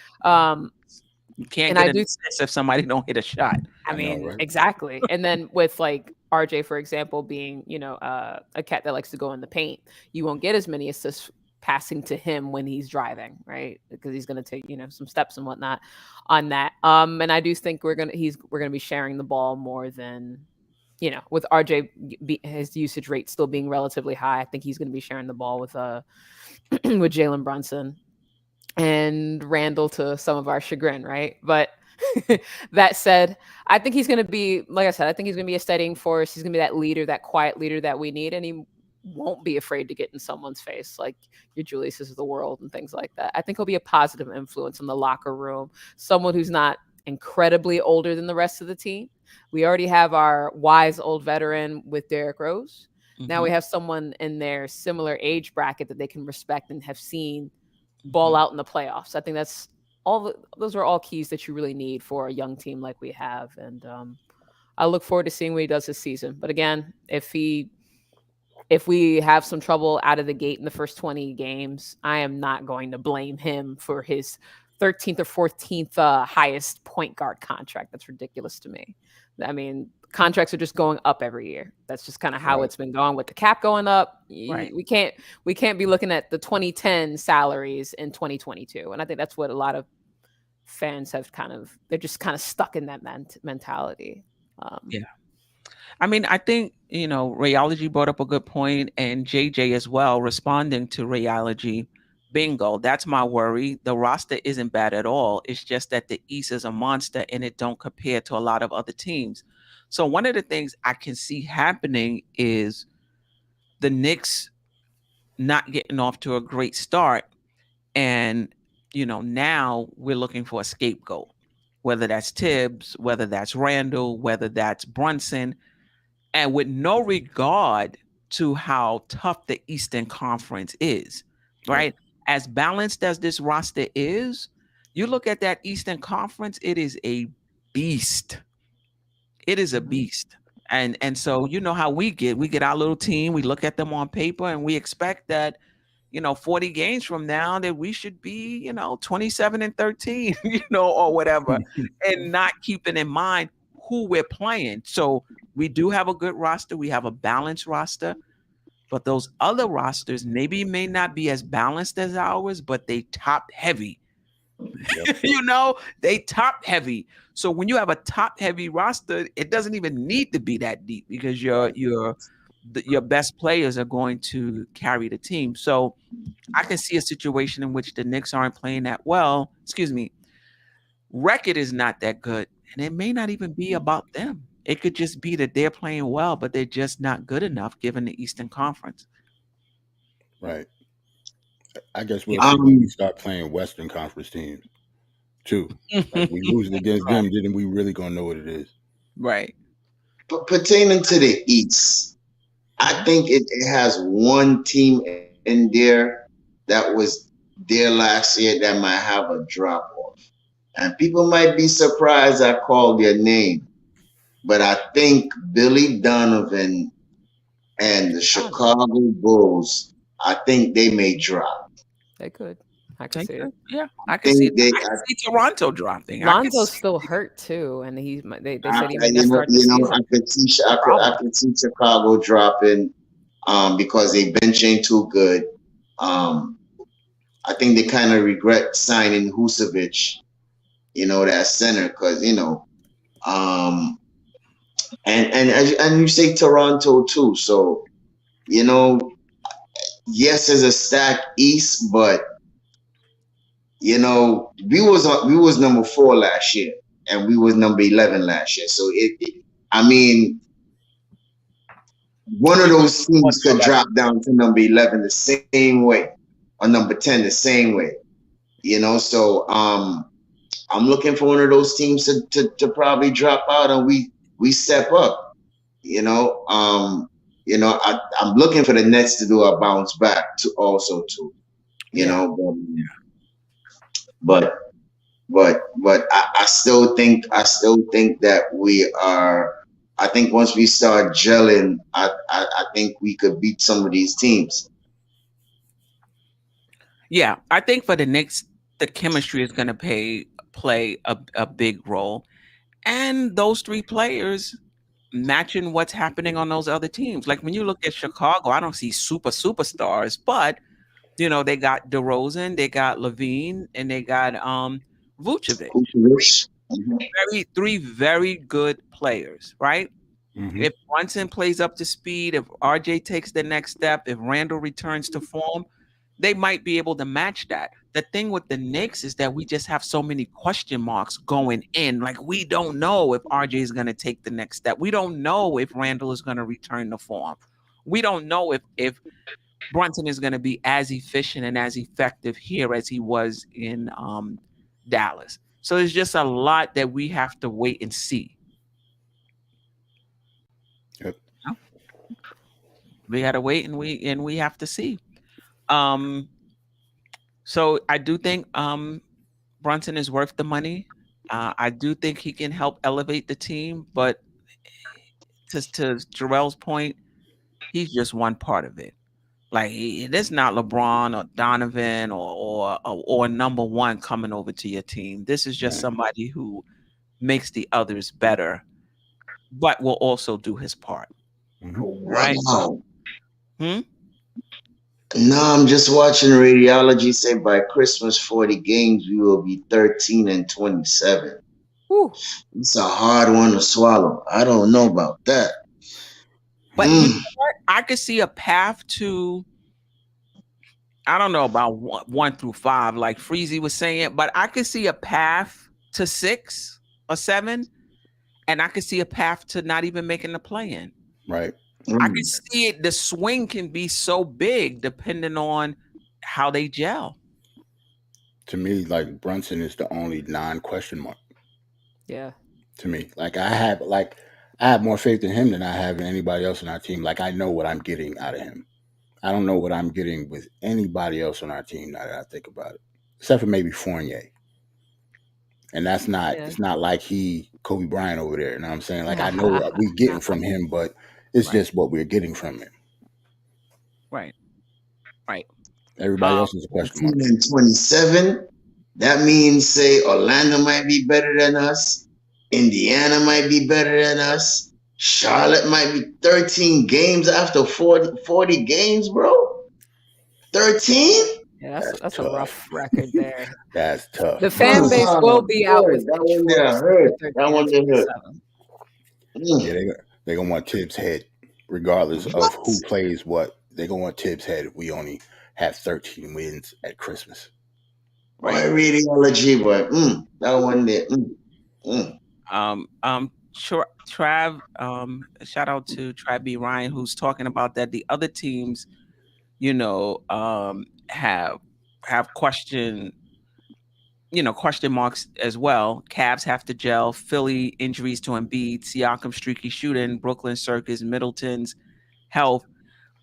For me, I feel like that's things going wrong for them, which is a little different than Mm. things having to go right. Like when it comes to, Philly, a lot would have to go wrong for Hmm. them. The Cavs, I get it. They do, they do have to gel. That's always an issue, gelling. Siakam streaky shooting is definitely an issue, but he's not the main guy on that team. He's And important. he's not happy too. He's not happy. Just to point that out. For a while lately, Mhm. or for a while, we've been hearing about Siakam's been upset. Right. I think he gets traded by the But what trade is he upset deadline. about? And Brooklyn Circus, that's true. But one thing I will say about Durant, I don't know about Kyrie. One thing, like once he's locked in, if he says he's put it behind him, he's a professional. He's gonna Yes, Right. show up to play. he just wants to hoop. He's gonna show up. Right. He's gonna show up to play. And I got it. Ben Simmons actually is on somebody's podcast, so I definitely want to check that out Hmm. Really? just to see I actually what think that's the only. he has to say. I actually think that's the biggest question mark for Brooklyn is just Ben Simmons. I think Kyrie and KD, unfortunately, I think they're going to be fine. Like I think it's Don't already forget past. Ben Simmons too. Don't forget Ben Simmons on that team. Right. Ben Simmons is the question mark for that team. Right. Because if he's healthy and actually wants to play, they're going to be a huge problem. It's going to be because of him because he does so much. Right. I still think they got a weak bench. No, I don't think so. So who's on their bench? They got I Cam don't think Thomas. so. They got Cam. They got Oh, Brooklyn. yeah. They got Cam Johnson. They got Joe Harris. And if they start Joe Harris, then they got Seth Curry. So Mhm. one of those are going to be on the bench. Mhm. They got Patty Mills still over there. Patty Mills is on the bench, and T.J. TJ Warren. Warren. Yeah. Okay. That was a nice sneaky signing they did. Yes, it was. And is Royce O'Neal going to start, or is he going to come And off they got the bench? Royce O'Neal. Royce 'Cause I, O'Neal. that was another sneaky Okay, one. I They got take that back. O'Neal I off. take that back. I take that back. Okay. But they can still implode, though. Let's see what Kyrie does. I mean, obviously, it might be wishful thinking, but it's not a stretch. Right. To You know see what I that mean? team. No, it's not. Listen, the New York has lifted the vaccine mandate, Yeah. so he can play in Brooklyn. So Right, it's I not don't like think- there's an issue where he can't play no more. The only thing is that if he say like, it's Ramadan and he don't feel like playing, Right. he goes to a different transition. That's where the issue will come in. But Right. otherwise, Kyrie is focused. And they have him at number 35 on the top 100. He should feel offended. That is offensive. 35 is real low. for Kyrie. Yes, he should be offended.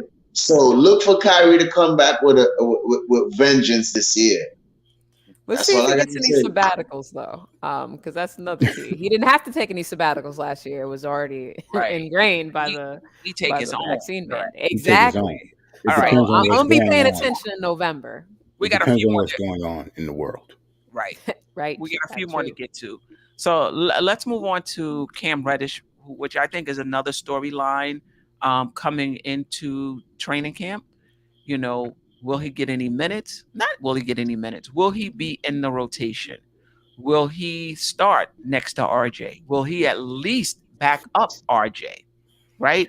He's somebody that I don't think is in Tibbs' circle of trust. So if he's gonna start, if he's gonna back up RJ, it's not gonna be because he's 6'8" and he got long wingspan and we need a 6. It's gonna be because he balled out in Mhm. training camp.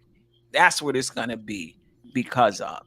So let's talk about Cam Reddish. Coming into training camp, will he be a rotation player? Mm. In Jesus' name, amen. Who will be? Whether that's starting or coming off the bench, will he be a rotation player? And I think- remember, do I have it here? You gonna talk about how many games he's hurt? No, Or I'm is it trying. not? No. I wanted to bring up. You guys could talk about. I wanted to bring up the roster so that we can see that there is some players that's going to be left out. But yeah, what's your No, expectations for Cam? Do you think he's going to be in the rotation? I guess it depends on how much faith you have in Cam. I mean, he's healthy, so you can't put health into play right now. So it depends on how much you think Cam is going to grind in the offseason and try to beat out Fournier for that spot. I don't think he's going to beat out Fournier, but I don't know. Like, I guess it's just between him and Grimes for that wing position on the bench. So I think that's his not primary focus. I think his primary focus is going to be his start, but I think he's really battling Grimes for Tibbs' trust, not Fournier. I think Fournier already having it. I think Fournier is going to be the starter. Right. And at the very least, he's going to be in the rotation. Let Oh, me just of course. bring this up. Now, this is the projected depth chart as per ESPN. Like different Oh, media outlets have different depth charts, right? Hmm. So they have Cam Reddish behind here RJ. playing behind RJ. But what I will say is if you take Derrick Rose and move him as an option, then that changes some things in that Yeah. second unit. If they Yep. decide that they're going to play Derrick Rose, is quickly coming out the rotation? Negative. No. Nope. Is Quentin Grimes coming out the rotation? Negative. No. The way they made such a fuss over him with the Donovan Mitchell trade, right? Hmm. So if they decide they're going to play Derrick Rose, I don't see Tibbs playing 11, right? No. Then that means possibly going with a 3 guard rotation in that second unit of Derrick Rose, Quickly, and Grimes, and Cam Reddish even being out of the rotation. So between Reddish or Rose, one of them are going to be situational. So Hmm. that's a storyline to watch going into training camp and going into the season. What's the role of Cam Reddish on this team? If Cam is only situational, It's such a disappointment in his that is a contract year that if would that's be the a case. huge disappointment Absolutely. from a team standpoint and from Cam's standpoint. Yeah. Like if Cam is Oh. situational after we traded for him and we traded a first round pick to get him, that means they either messed up Mm-hmm. or yeah, Tibbs is just not playing the right people. Or Tibbs just doesn't like his game, Right, or he's not seeing it in practice. right. I mean, for me, gun to my head, I think he's going to crack the rotation. I think he's going to play like his life depends on it because his contract depends on it. He has to. So coming into training camp now, whether Tibbs trusts him or not, the one key thing that we all do know is Tibbs loves defense. Right. So if Cam is balling out on defense in training camp and does that in preseason, he cracks this rotation. I cannot tell you he's going to start. I don't think so. That won't happen.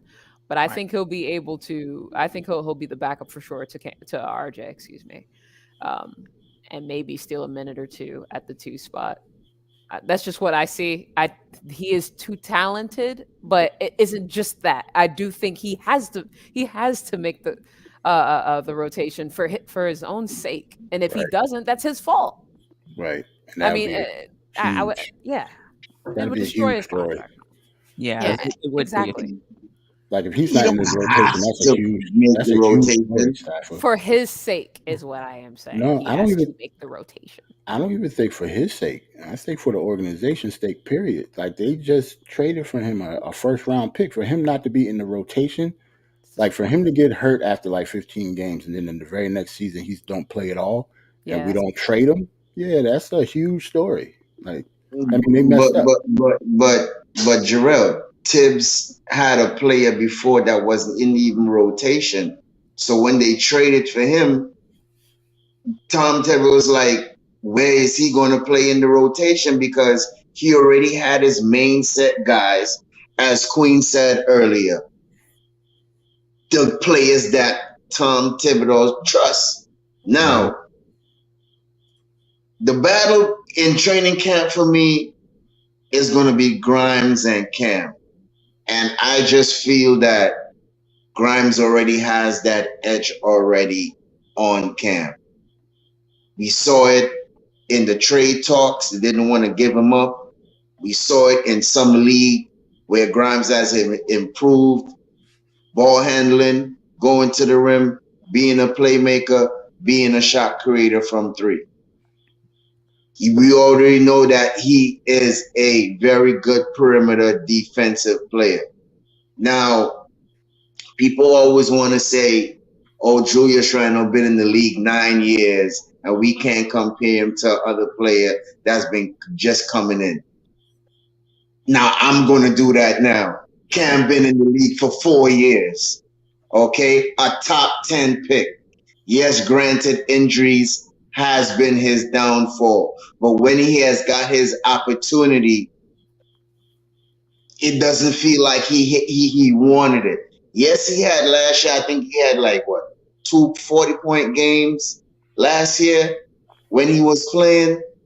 But you not beating out Herder and what's the other young man name Hunter. in what's his name? DeAndre Hunter. DeAndre Hunter. DeAndre Hunter. Mhm. Right. You know, all those guys, and you were a top 10 pick, and you say that you're talented than these guys, you should have been established yourself as one of those players. So people don't have questions like myself about you But and your motive. the only thing I will say in his defense is that it's hard to establish yourself if you're injured every year.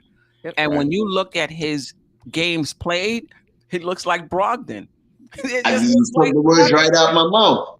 Right out my mouth. The first 70 games you play for Indiana, and then the rest of your seasons you only play under 40 games. Now, I mean, is that my fault? No. Injuries happen, yes, but sorry, Tsunami, I do not see him cracking the rotation. I'm very sorry to hurt your heart, but I do not see him. So- I do not see him cracking the rotation, and I see him as situational, So just that- like McBride, just like other players. Go ahead, Queen. Like McBride. Like McBride. Okay, I'll sit here. I'll sit here. I'll Situational. hang up and listen. no, McBride is super situational. Super situation. Put an S on that man's chest right now.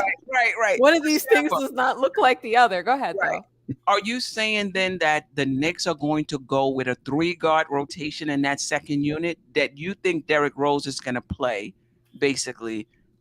So it's going to be Rose, Quickly, and Grimes. In that second unit with Obi and Hartenstein. It's a possibility we could see that lineup. Well, if Reddish is situational, I don't see who else it would be. I don't think Jericho Sims is going to get in there. I don't think Miles McBride is going to get in there. I don't think Ferron Hunt, if he makes the team, is going to get in there. It would have to be that, I'm gonna go with Tsunami's point, right? He goes in training camp. He balls out on defense. He shoots efficient at the 3. He may get a shot. But for right now, as we are speaking right now, I do not see him cracking this rotation. Unless he comes in and plays spectacular in preseason and shows us that he wants it, then I may have a change of heart. But for right now, Grimes has that edge over him in training camp. But Grimes and Cam Reddish can both play, Mm-hmm. right? Grimes Yeah, can but how many minutes are you going to split between those guys? What? But Because listen, you got RJ playing 32, 34 minutes. So how much minutes is that left back for both of them? but they play in different positions. One is going to back up Fournier, and one is going to back up Barrett. They're not going to share it, right? One is backing up Fournier. One potentially is backing up Barrett, right? Unless you No, Fournier is the shooting guard. Fournier is shooting guard. Barrett is small forward. So you're saying Mhm. you're saying Cam at the 3 backing up RJ, and Fournier is going to be backing up Evan, right? Is that correct? Grimes is going to be, yeah, right. backing up Evan. All right. And if Cam does not get into rotation, you say you putting in Rose in that position. So that means IQ is going to be playing shooting guard if Cam does not crack that rotation. Right. It's going to be a 3-guard lineup. If Cameron, personally, I like the way ESPN has it. I think it's okay for Rose to be situational. There'll be games when Quickly doesn't have it, Rose can come in. There'll be games when Grimes doesn't have it, Rose can come in. Maybe, if Jalen Brunson has to miss a game from, a slight injury or whatever, Derrick Rose can come in. But I want to see Cam Reddish in that second unit more than I want to see Rose. So I think that second unit will be fine with Emmanuel, Grimes, Reddish, Obi Toppin, and Hartenstein. I think that's a strong second unit. Now, that being said, Jalen Brunson is going to play 34 to 36 minutes. I don't see him playing 30 minutes. It's not going to be a lot of time behind him. So that's one reason to kind of put Rose behind Brunson. Is only going to be a few minutes left anyway. That'll be perfect for Derrick Rose. But now that means moving Quickly to 2, moving Grimes to 3, having a smaller back court, and wing. If you take Reddish out, he's the only one. Even though I'm not trying to hype up length, I mean, you got to be able to play.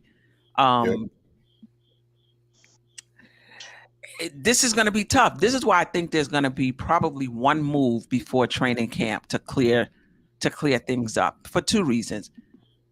You can't have Quickly behind Brunson playing 14 minutes or 16 minutes a game. Nah, he don't play. You understand what I'm saying? You have to clear out that second team. You got to move 2 people, in my opinion. Say Rose is out of the second unit. Say Cam is out of the. I'm just saying. Right. That allows you to get Quickly more minutes because he can back up both Jalen Brunson and Fournier. Yep. So you got Quickly and Grimes, 2 players backing up 3 positions. That's how you get them more minutes. If you keep it the way it is, how tight it is right now, Manuel Quickly, Reddish, Obi Toppin, they're not going to get a lot of minutes because look who they're playing behind. And then Queen, with a healthy Rose, to Diego's point in the chat, Thibbs is going to play him. And Thibbs is all about winning. So Thibbs is going to go with his horses that he trusts. You say Rose is situational, but I really don't think so. I think like just how Jesus Shuttle was last night, that he's going to be the backup point guard. To him, I really, really also, I think he's going to be the backup point guard, and I think he's going to play. So I just have a strong feeling that the front office is not just going to let a $14 million player sit on the bench and not play. And they say that how Derrick Rose is all in. And that is Thibodeau's boy. You know what I mean? So I don't, to me, in my opinion, I don't see Rose situational. I saw somewhere where they were trying to buy out Rose. Did somebody else hear that? No, I didn't hear that. No, I didn't hear that at all. What? That would be lovely. Shout out to Amani the Great, Minneapolis. I don't think we should buy him out though. Queen, I think Cam will not be on this team, and his replacement have not been mentioned yet. There will be a trade getting Cam out of here because I see no road forward for Cam. I mean, the other thing about Cam is he's in a contract year. Yeah. Yes. So the Knicks have to, once the season starts, basically he's headed for restricted free agency, right? Because the Knicks can only extend him before the season starts. Once October 18th, October 19th, whatever whenever the season starts, that's it. You cannot negotiate with Cam during the season. You can still trade him, right? But you can't sign him. You can't extend extend him, he's going to go to restricted free agency.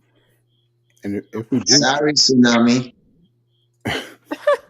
But I that's was why gonna, I I mean, we want get to him to find out. play. That's why we play the games. Right. We'll right. see. That's kind of one of the reasons. Well, one, I want him to play because I think he can help the team. But Mhm. two, you want to know who you have if he gets to restricted free agency. And then three, if you're going to flip him, you want him to have some value. If you want to trade him before the trade deadline or at the trade deadline, if he doesn't play the entire season, he doesn't build up his value, Mhm. it's going to be, I mean, you can still trade him. People know who Cam is, but you may not get what you think you're going to get for him. And the last thing I'll say about that first round pick, it was heavily protected. So it's not like It we gave was. up, like, That's you know, true. And it wasn't our pick. It was it Charlotte's was pick, right? Charlotte's. Charlotte's pick. Yeah, that's something I mean, radiology. You see my the front guy. office. You see the front office took out most of Tibbs' horses, so we have one. See, you're saying just because Rose is there, and I said because he trusts those guys that we're gonna be 13-27 by Christmas. Okay, all right. I'm gonna write down that receipt now. Today is the 22nd. The 22nd of this month. Remember, radiology said 13-27 by Christmas. I'm gonna mark that down. If we're not 13, if we are 13-20, it's not because Cam didn't play.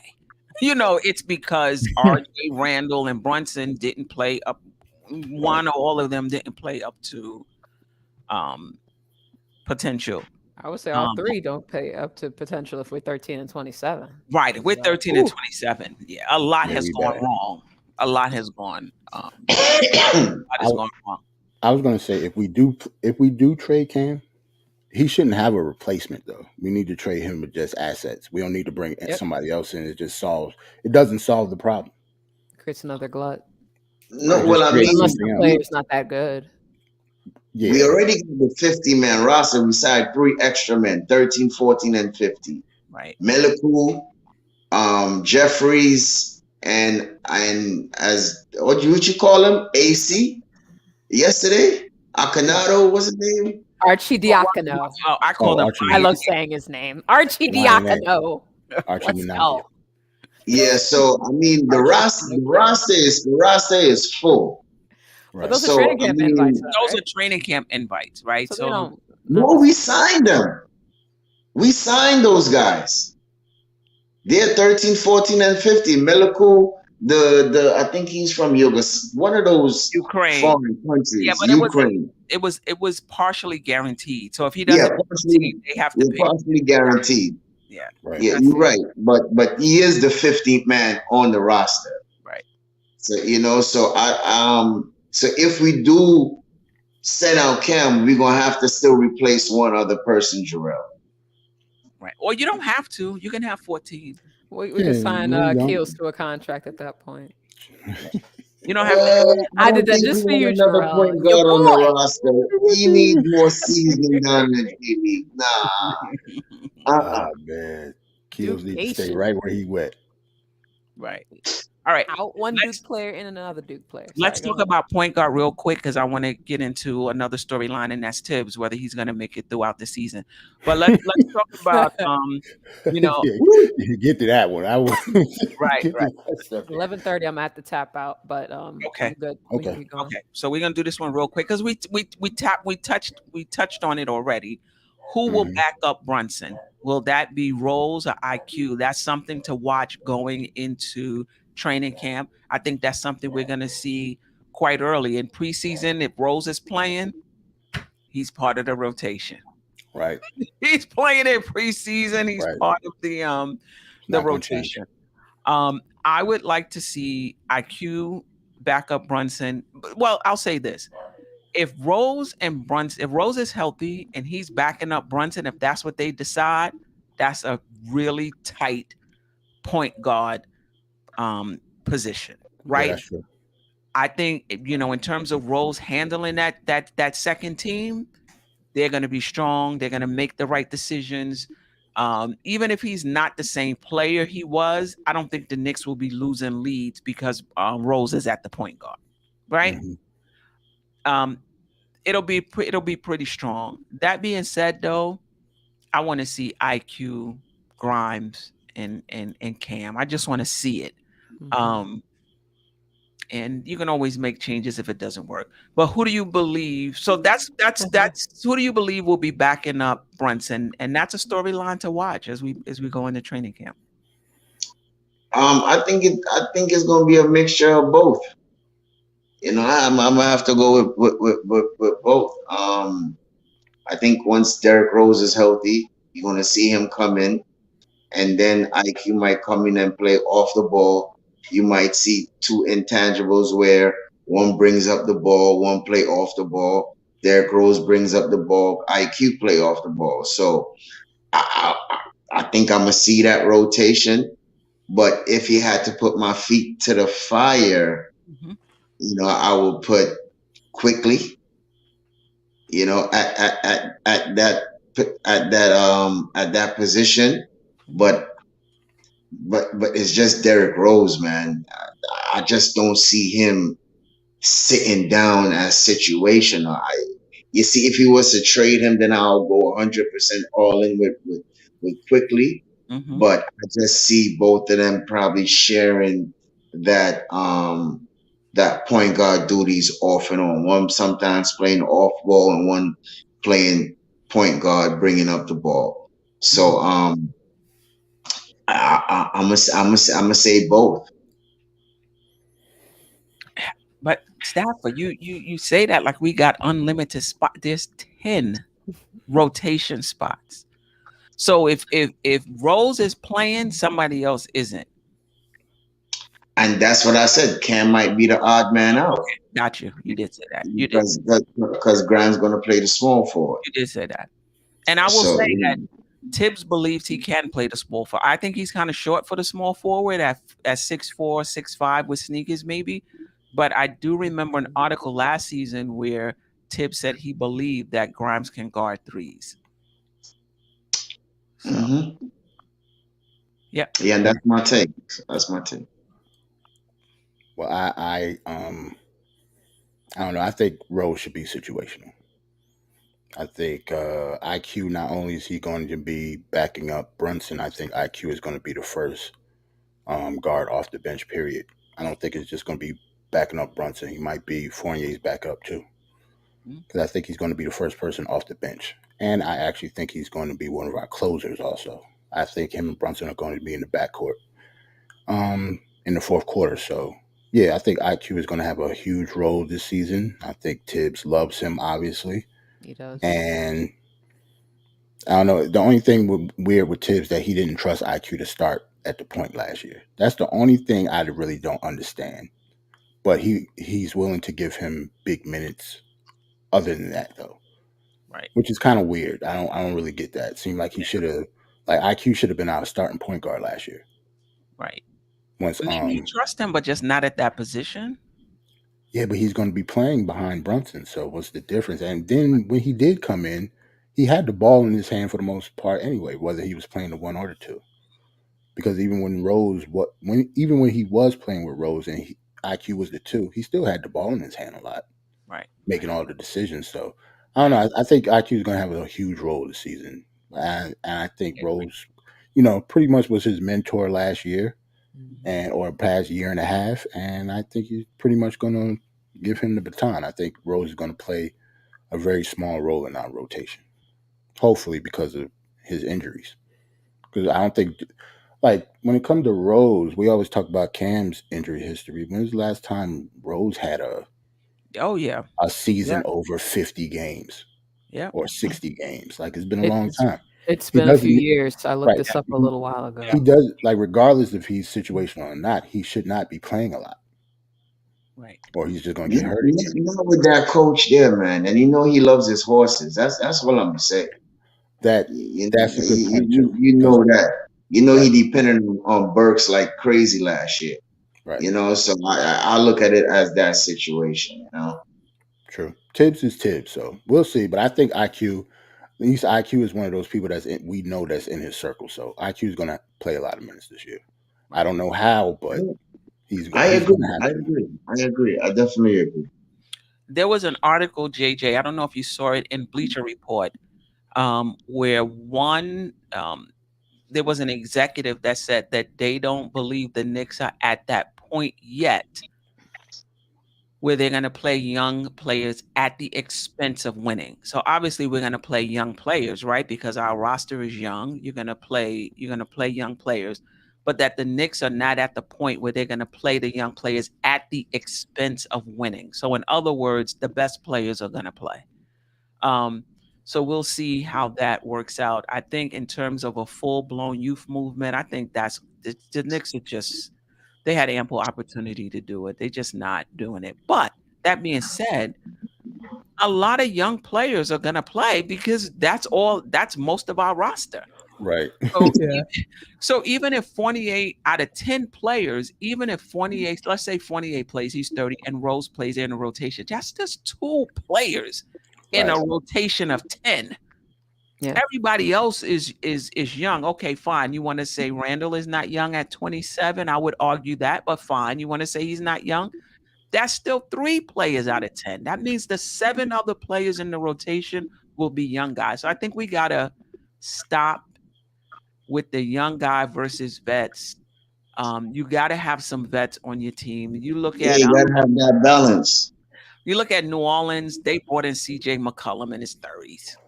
Yep. You know, He's Yeah. good too. and who I believe helped them re-sign Zion because Oh, Yeah, for Zion sure. I was yeah, hitting yeah. them with I 100%. the believe so side too. eye. Like I know I only played 3 games all season in the last 3 seasons, but I don't even know with that if I want to sign with y'all. You know Right. what I mean? And he came, McCollum came in, changed things around. They went to the playoffs, and Zion started to, I believe, think like, okay, we might be able to do something here. And he resigned. So it's okay to have some, veterans on the team, but the Knicks are not at the point, from what this executive is saying, that they're going to prioritize youth at the expense of winning. That they're just not there yet. Um, all right, let's move on to the last storyline heading into probably the season. I don't think we're going to see much movement on this in training camp, and that is, No. and that is, Depends on what I see, Steph. right. I'm about to say you might like October 5th. We gonna have a show. Like all depends on what I say, what I see from Tibbs, man. I'm sorry, I ain't mean to cut you off. Right, right, right. JJ, I don't know the answer to that. You have to ask the front office, but the team, depending on how the team play, they will go. Right. Um, But I mean, it's only one vet on there. If right, you but want to who really say that it's Derrick Rose, so why are we calling about vets? We right, shipped out all the vets, right, every single last one of them, right. from Who's not Taj to playing? Noel Right, to what's my boy name? Alex Burks, to each one of them. So if we right. play Rose 14 minutes, I don't see the issue, bro. I really Yeah, don't see it. I I don't know mean, people want him situational. I yeah. still don't see it. You know what I mean? At least we have a vet going to come in and settle down the team when it's needed, right? yeah, And give you the right point guard play. And that's what we have seen Derrick Rose when he comes in, when he's healthy, make the right. Come on now. When we was winning the fourth seed, he was one of the main catalysts that was making big shots for us. So now we're going to turn on the guy because he's 32? And it's No, 14 come minutes. on, man. If he does play, it's 14 minutes. Listen, the issue is with the front office. Everybody wants to blame Right. Tibbs. Don't think that Tibbs and the front office is not in lockstep, because if the front office wanted a full youth movement, they had every opportunity to do it. So let's stop Facts. blaming Tibbs. They could have drafted a young player at 14. They could have either re-signed Mitch or let Mitch go, save that money, and sign Doran. There was ample opportunity the Knicks front office had to go young. So let's not blame that on Tibbs. The front office made a decision that they want to try to make the playoffs. Maybe they felt like in the long run, that'll help them with free agents. I'm not sure what their thinking is, but that is a front office decision. You cannot ask a coach, to play to lose. You just can't ask a coach whose job he was hired to win to play to lose. You just can't ask a coach to do that. Those are front office decisions. When you look at OKC, they got rid of all of their vets. The front office did that. So the coach had no choice but to play who's left on the roster, which it's not good enough to make the playoffs, right? You look at Detroit, the same thing. They even got off Jeremy Grant. The front office did that. So now the coach has no choice but to play who he play, and you look at that roster is not good enough to go to the playoffs. The point I'm trying to make is it's your front office that has to make those decisions, not the coaching staff. Yep. And let me just say one thing again. You see, we want a young movement. Don't think about going into the play-in. Think about going to the lottery every year. That's what we've been doing anyway. And that's what JJ and some of these other guys in the chat want. Like, they want us to just be in the lottery every year. Dolan is not having that, bro. When have you seen a full rebuild in the New York Knicks history? None at all. We always trying to add to this and add to that, and never a full rebuild. But, we add players and we add young guys and we add young talent. But they are not going to go into a full young rebuild like that. No, it's not happening. We will never tank, and we will never get to that position there. I don't think Dolan is heading in that position. That's just my opinion. I don't think Dolan is going to ever do a full rebuild, tank, youth movement like how JJ wanted for 2 years, and we get this spectacular play. I don't see that happening. Yeah. Listen, the path forward is you got to get good players. There's no whether you draft them, whether you sign them in free agency, whether you trade for them. You got to have star players. There's no guarantee that if you go in the draft every single year, you're going to find that guy. And because the Knicks have been, let's not act like the Knicks have been in the playoffs. Let's not act like we've been the 10th seed for like the last 12 years. And we're like, oh, we're barely in the play. We're not. We're in the lottery every single year, except for 2 years ago. We were in the lottery this year. We have nothing to show for being in the lottery. Nothing except for RJ Barrett. We're fine. We got Grimes now. We got IQ. But I'm talking about franchise-altering players. We have nothing to show for it. And then when we do, we get the 8th seed, and the 7th seed becomes a franchise player. We get the 3rd seed, and the 1st and 2nd player becomes franchise player. And maybe RJ will become a franchise player. We shall see.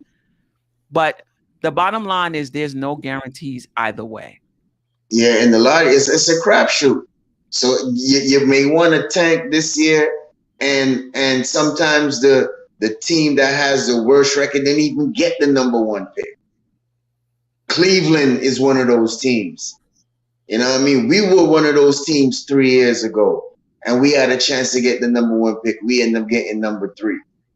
So I mean, Cleveland's had incredible lottery luck. Oh my God. So I think Cleveland has had incredible lottery luck. I think they got the number 1 overall pick 3 times, probably since I've in the last 20 years. Bennett, and Kyrie, LeBron.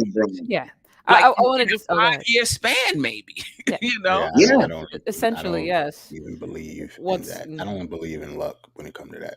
I actually think all of that is fixed, but I think it's that is fixed too. another show. There's Like, we've seen so many indicators like team like the hometown player going to their team. I was so positive of it when the Bulls got Rose that year. Because I yeah, think the Bulls didn't even have anywhere near the worst record. I think they were like the ninth or 10th and moved up to first. It was something radical like that. And there's been plenty of examples that Cleveland we've getting seen. LeBron wasn't no. No, I mean, I knew that was going to happen too. Everybody knew that was going to happen. Yeah. Prime example, Uh, New Orleans. Getting They was Zion. Yeah. going down. They was going down as a No, franchise. no, Well, not What they did Zion. lost Silver do? AD. Give That's them the why Anthony number one Davis. pick they and traded gave AD. them Zion. No, no, no, no. I actually think it's before that. Like they did that with Anthony Davis, not Zion. They was actually going in the toilet when they got Anthony Davis. Remember the NBA And even Zion too. yeah Zion too, but at the time Right. when they got the first round, the first pick for Anthony Davis. Remember the NBA Oh, owned that was a good example. them Yes, they at the did. time. They did, and Right. They didn't even because have an of owner at the time. So how Right. did they get the first pick? Right. You're right. You're It's right. because they You needed see? somebody to go there in order for them to be marketable. we've Right. seen many So JJ, examples. there you Yeah. have it, bro. There you have Uh, it. I mean, I what still else do you want? I still get JJ's point though. He wanted us to No, bottom out for at least 2, 3 seasons. The OB season, we still weren't that horrible, and that's why we ended up getting the eighth seed or the eighth overall pick. I think that was what OB was. If it wasn't eighth, it was Yeah. seventh. One of yeah, those. eight. He was eight. He was Whereas eight. if we got top 5, I don't remember what LaMelo was, but LaMelo was in that Three. draft. What, third, fourth, Two. He was. two. He Oh, was two. two or three. One of those. Yeah. So I mean, Knicks get lucky, we get LaMelo. We didn't get it. So I get where JJ is coming from that perspective. It's just like when we are in the lottery, most of the time, except for maybe 2 times that we could speak for in the last 7 or so years, it's always the bottom of the lottery. And You know, that's the how last You time when can't we got the When number we one in unless the pick, you top are 10. all the way terrible, huh? Okay. But even the when we last time we got the number one pick when I was born, and that was Yeah. Patrick Ewing. right. And that was 41 years ago. Right. Mm. But all right. Let's get back to Tibbs. But I will say for Greg, all teams are in the draft every year, even the champs. But all teams are not in the lottery. The only teams that are in the lottery are those who don't make the playoffs. right. So Right. that's the point I'm trying to make. We've been in the lottery because we haven't made the playoffs except for 2 years ago. And let's not act like every draft. There's only a few drafts where there's a franchise player coming out. A lot of those other drafts is like a top 3 or top 5 player, and it's just a matter of hitting. Utah hit at Donovan Mitchell at 13. We can go down the line at how many players have been hit on. Jimmy Butler. We can go Right. down the line who weren't top 5 picks. We passed on all of them. We sure did. Different regime now, but yes. So that should tell you it's not where you pick, it's who you pick. It's How good your scouts are, how good is your front office. It's not about where you pick all the time. right. Right. It's still a little bit more helpful to be in the top 5, though, to get Well, that star. I think we It should at least increases your acknowledge that. We can't dismiss it. Right. You It, know. it increases. It definitely increases your your chances. But you can be the Clippers too. right. Oh, let me just say this really fast. Shout out to my dad. I see you in the chat.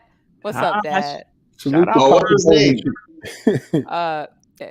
Well, since he doesn't have a username, he just used his normal name. So I don't know if I want to say it. Well, if he in the chat, then Yeah, Well, he's in the He chat. in All the right. chat, might Well, as well. salute the All right. Poppy, Well, salute to Poppy I like Tsunami that. speaks. That's all Poppy we. Tsunami speaks. Yeah, That's we right. salute to him. I see I you, Dad. guess. You know who you are. he said, "I guess." You All right. know He who you said are. he don't like Tibbs. That was the moral of what his response was. I peeped it. I'm with you, Dad. Let's go. Go ahead. Go All ahead, right. Kareem. So back to Tibbs. What would it take for him to get through the season? What would it take for him to get fired during the season? Ooh, to get through this season? What would it Fun. take for him to Okay. get through the season? What would it take for him to get fired? So to get through it, we need to make at least the play in. I think if the bottom falls out, RJ's not great, Randle is running amok and all of that. Well, not running amok, but you guys get the point. He implodes, stuff hits the fan. We end up with a record of 28 or less games, I think I think he's gone. And I Damn, wouldn't be surprised if, yeah, I'm saying that. Yeah, like 28 28 and wins is nuts. yeah. I'm not saying this is going to happen. Right. Okay.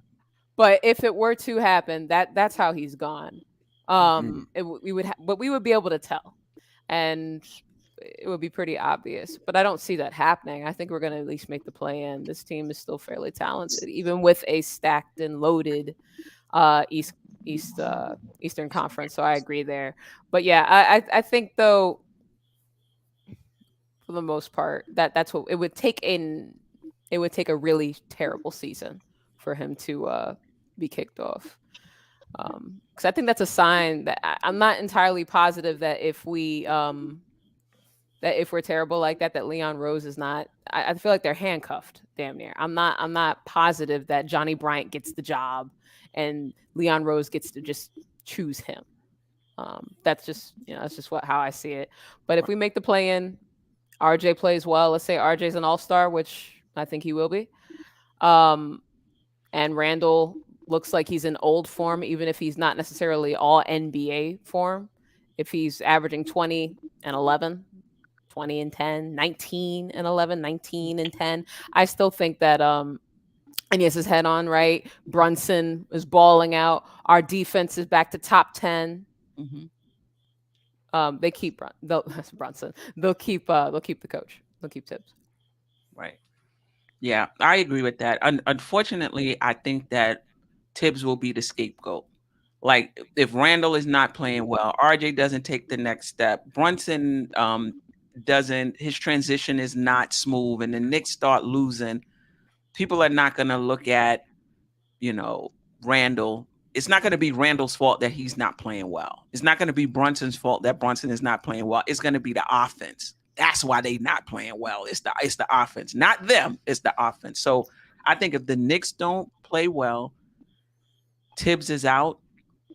I don't think they hire another coach though. I think they promote from within because I'm not sure, and I've said this before,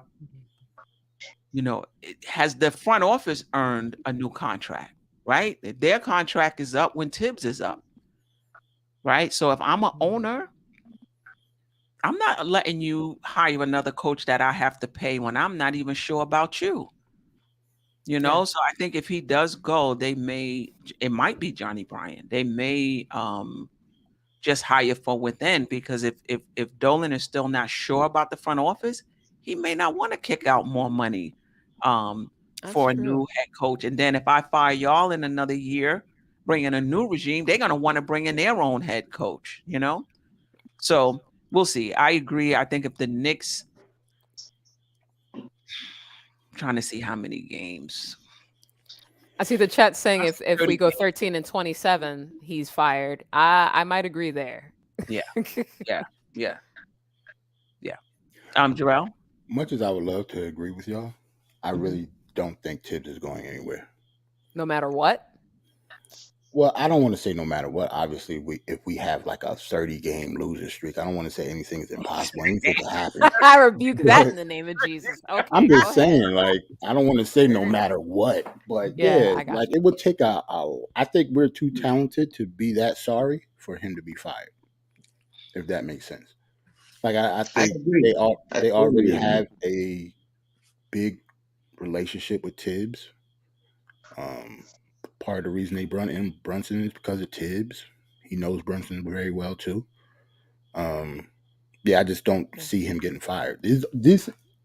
But these aren't my personal feelings. You already know how I feel Yeah, about yeah, Tibbs. yeah. Yeah, I know Like you could you're have not fired him a big last guy. year and I've been straight. But Right, right, yeah, right. but yeah, I don't think they're going in a different direction. If even if we're bad, like I think if they're gonna fire him, it will be at the end of the season. I don't think they'll do that to Tibbs in mid-season just because we have a losing record, especially since we said the East is better now. So we already have a built-in excuse for that. True.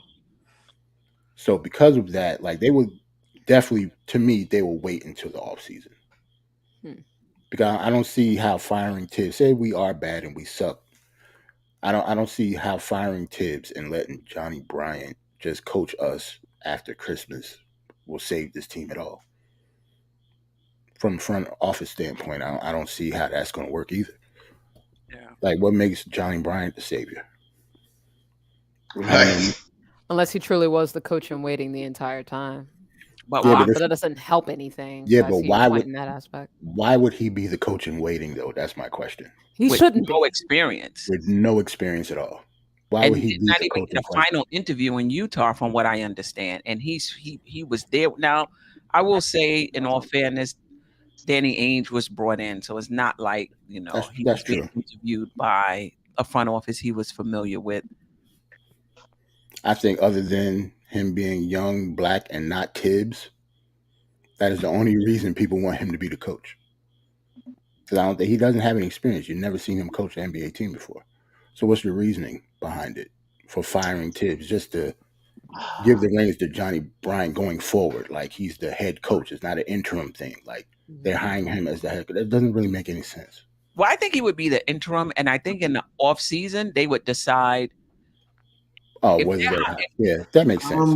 in the And see off how he season. I'm gonna say this responds real to quick, being Stafford. If they hire a new coach in the off, say they fire Tibbs, Johnny Bryant finished out the season, they bring Mhm. in a new head coach. That means the front office is staying, because I Right, can't see them with 1 year left on their contract, Dolan letting them hire a new head coach. right. That makes sense. Yeah, They would have to fire But him on the offseason and let Johnny Bryant coach another year. right. just with Make, the coaching thing, I gotta do a little pushback because we have seen first year coaches have success with no experience. Let's go to the New Orleans coach. He never been a coach. Let's go to the Memphis coach. He has never been a head coach. It got couple other probably coaches that I can't name off the bat. Boston, the Boston coach, but they've been A Duque, whatever his name is. Udoka. Stafford. They've been assistant coaches for long way longer periods than of time. they're like NBA lifers compared to Yeah, Johnny. they put in their time. I mean, how long has Johnny Bryant been? And it's only been on the one team, one Well, coach. that I don't know, but I wouldn't say that no experience, right? I still think they have experience to be associated head coach, else they wouldn't have that title if they didn't have But I think,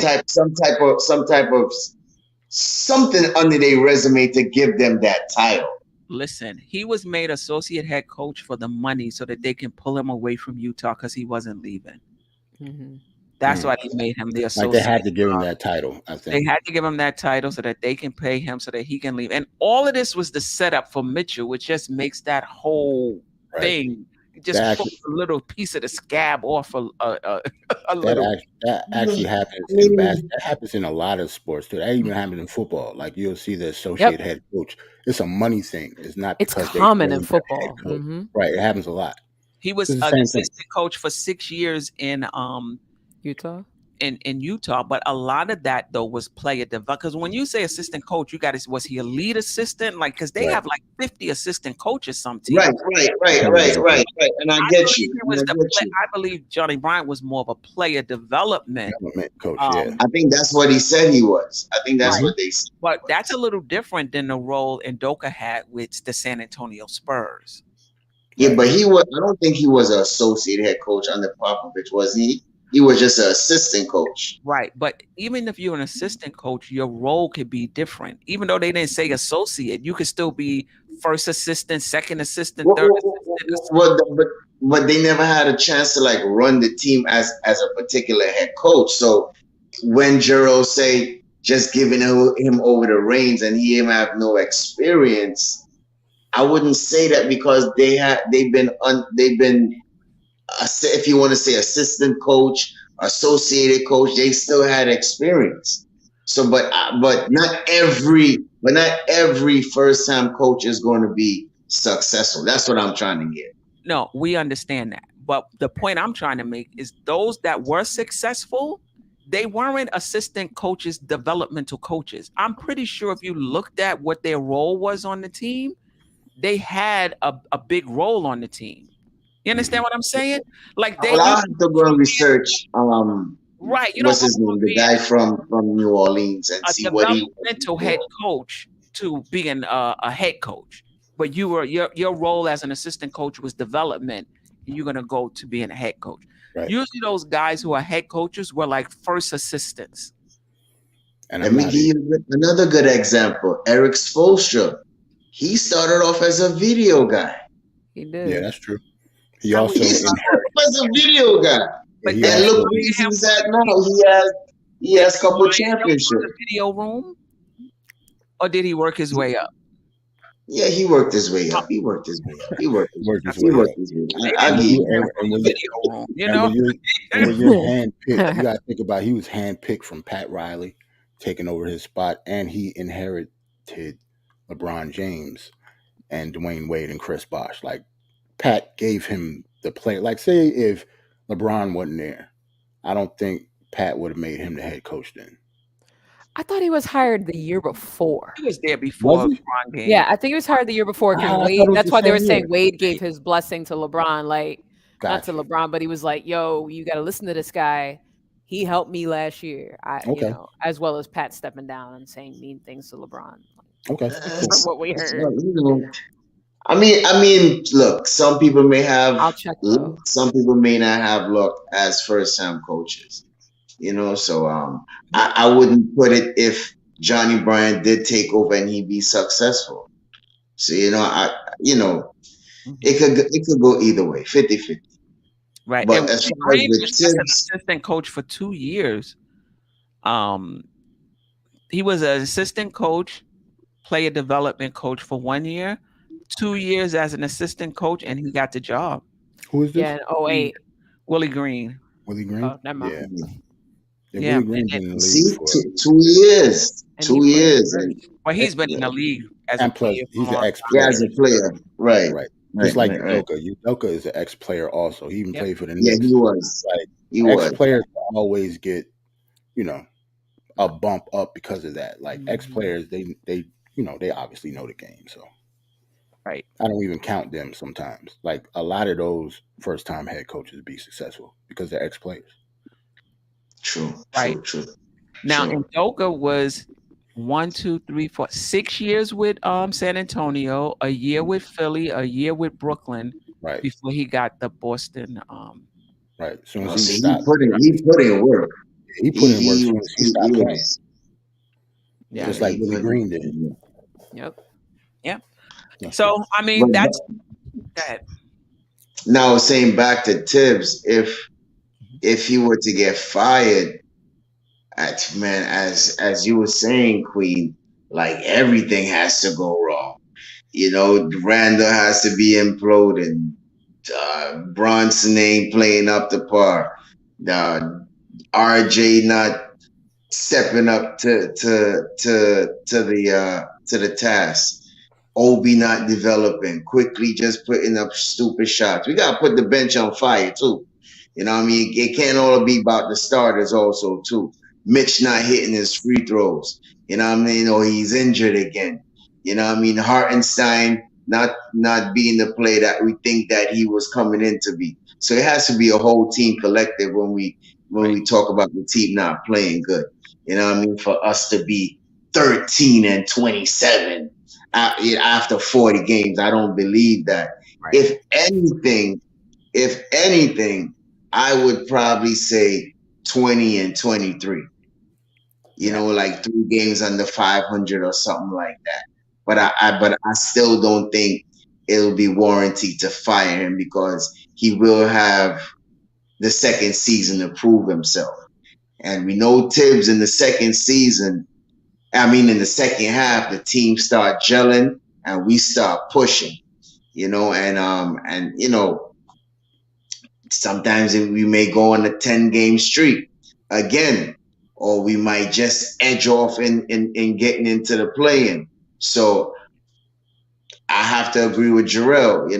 I don't see him going anywhere, and I don't see us being 13-27 by Christmas. Sorry to hurt your feelings, radiology, but I don't see it like that. I don't think he wants the team to fail. I just think that's just what he sees. Right, right, He right. will not be mad. I'm positive of that. Yeah, I just Right. think that RJ, Randall, and Brunson are gonna play lights out. So and that's going to, whatever Tibbs deficiencies are, which was there when we was in the fourth seed. Tibbs ain't no different than he was in the season we finished fourth. Exactly. The same thing. He's the same. That the players played better and we won. Right. He was the same. Yeah, he didn't It's not change anything. But radiology, why it gotta be the way out. loaded Eastern Conference for Tibbs to keep his job? You know what I mean? Any team could get beat on any given night. I feel like you're not even giving the team a chance when you say something like that, just because the East is loaded. That don't mean say we can't beat any one of those teams, bro. You know what I mean? God forbid some one of those guys get injured for the whole season, and the whole season is lost, and we end up getting one of those top eight seeds. What you gonna say then? See, I mean, to say that the East is loaded and is Tibbs saving grace, I have to totally disagree with you, bro. Well, let me bring up David L's point because I think there's issues with Tibbs' offense, but at the same time, the Knicks get plenty of open shots and they miss them. That is Yes, Plenty yes. of open Yeah, for shots, sure. player limitations. I said Tibbs' offense sucked all year. Also notice guys missing open looks. Fact is, you get open look running Tibbs' offense and you miss. That's not Tibbs' fault. It's your brick shot. true. Hey, much as I, want to crap on Tibbs, yeah, I completely agree with that. Tibbs can't shoot for these dudes. Tibbs can't make RJ hit free throws. He can't make Randall and RJ hit open baskets. Like, that's not Tibbs' fault at all. He'll make those free throws this year. He better. You know, all he He can said do is it. set the players He's I'm gonna make and him tell the do it. players what to do. That's it. You know what I mean? You acting like radiology, acting like the East. Rayology, rayology. Rayology, buology, sayology, whatever ology. Rayology is his name. Rayology. He acting like the East is the best thing that comes out of sliced bread. Come on, bro.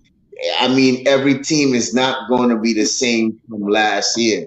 You understand what I'm saying? As I said, we play lights out. Don't be surprised if we in that top six. And then after, what you gonna say after then? Oh, the East is loaded. Come on, bro. I mean, it don't make no sense to say, the East is a saving grace, and because the East is so good that Tibbs is going to save his job. Nah, bro, it all depends on the players and how they play. You know what I'm saying? Just as Jarrell said, Tibbs can't shoot free throws for them. And David L. You know what I mean? They get a lot of open shots and they miss it. Free throws, clutch free throws, and in plays at the rims, and they miss it. So you gonna blame Tibbs for that? You gonna blame the Eastern teams for that?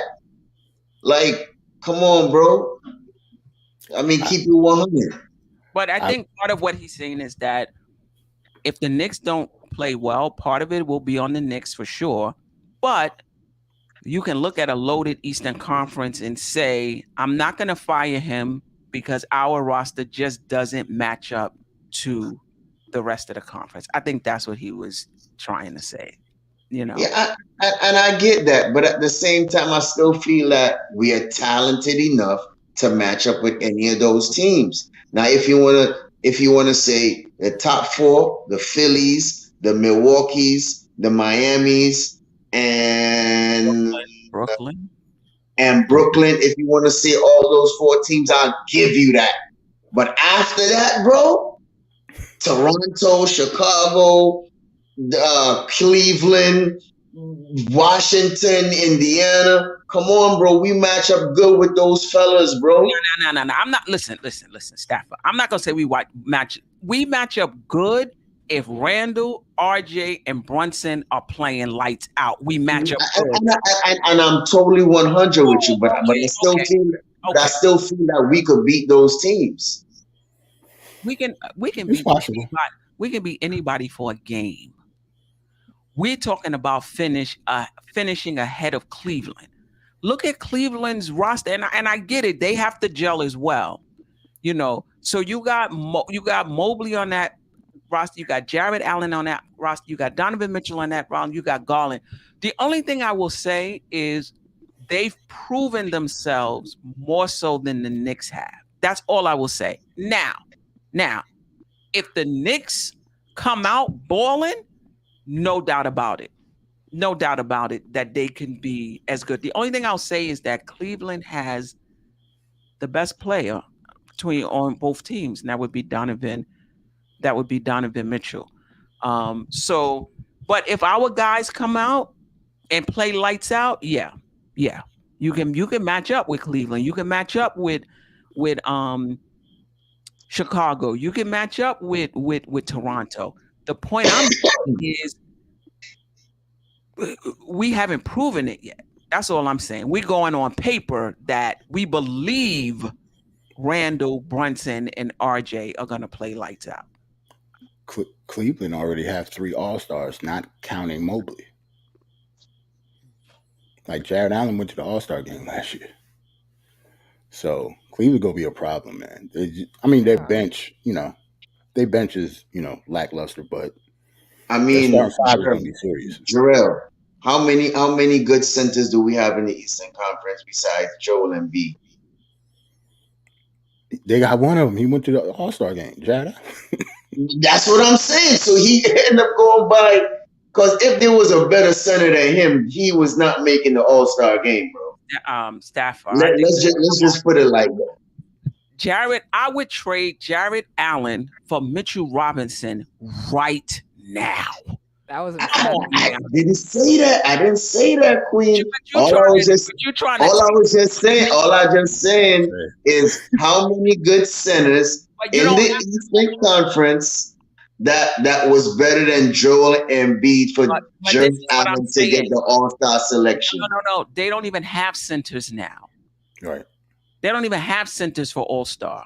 It's guards and forwards. Mm-hmm. So it's not like they have to fill a center spot. They could have put another power forward there. They could have put another forward there. He beat out those guys because of how he played. So it's not like before they had 2 center spots. You had to pick one, even though they weren't great. They don't have the center spot anymore. So he beat them out fair and square. The coaches voted for him over other forwards in the league. Yeah, that because their team was doing well. Whenever your team is doing well, you're going to get recognized. But why is the team doing well? Because he was playing well. He was good. Yeah, he was doing well.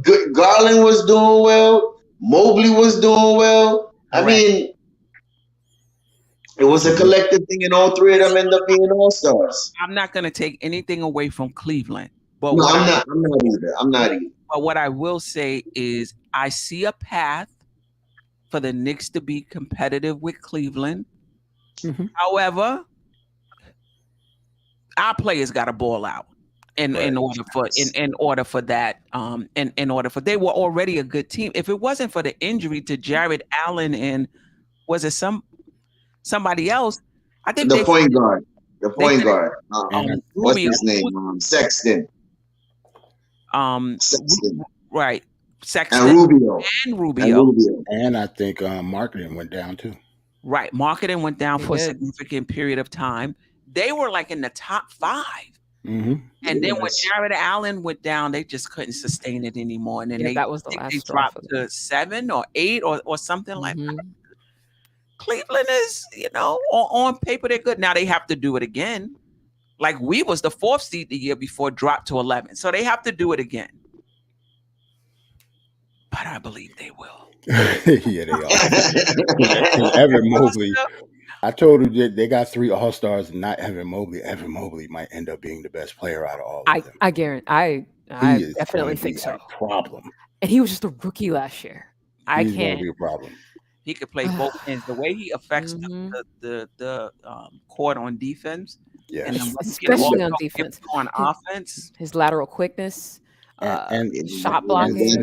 And since they have Allen, he's free enough to do whatever he Correct. wants to do. Like he's Correct. versatile Correct. enough to not That's have He's to like like a the think free about it. second safety over coming. there. Pretty That's like much. the second coming of David Robinson and Tim Duncan. Yes. Well, I don't want to put Allen in the Robinson category, but when it comes to Evan Mobley, He yeah, can I, be definitely. he's I agree projected there. to I'm not be really putting them team level in. like. I'm just saying a little comparison. I'm not I saying see they're dead, like the Twin but Towers two twin type of towers, yeah, I get exactly. You know what I mean? It's terrible. It's gonna be sick. Yeah. Yeah. Yeah.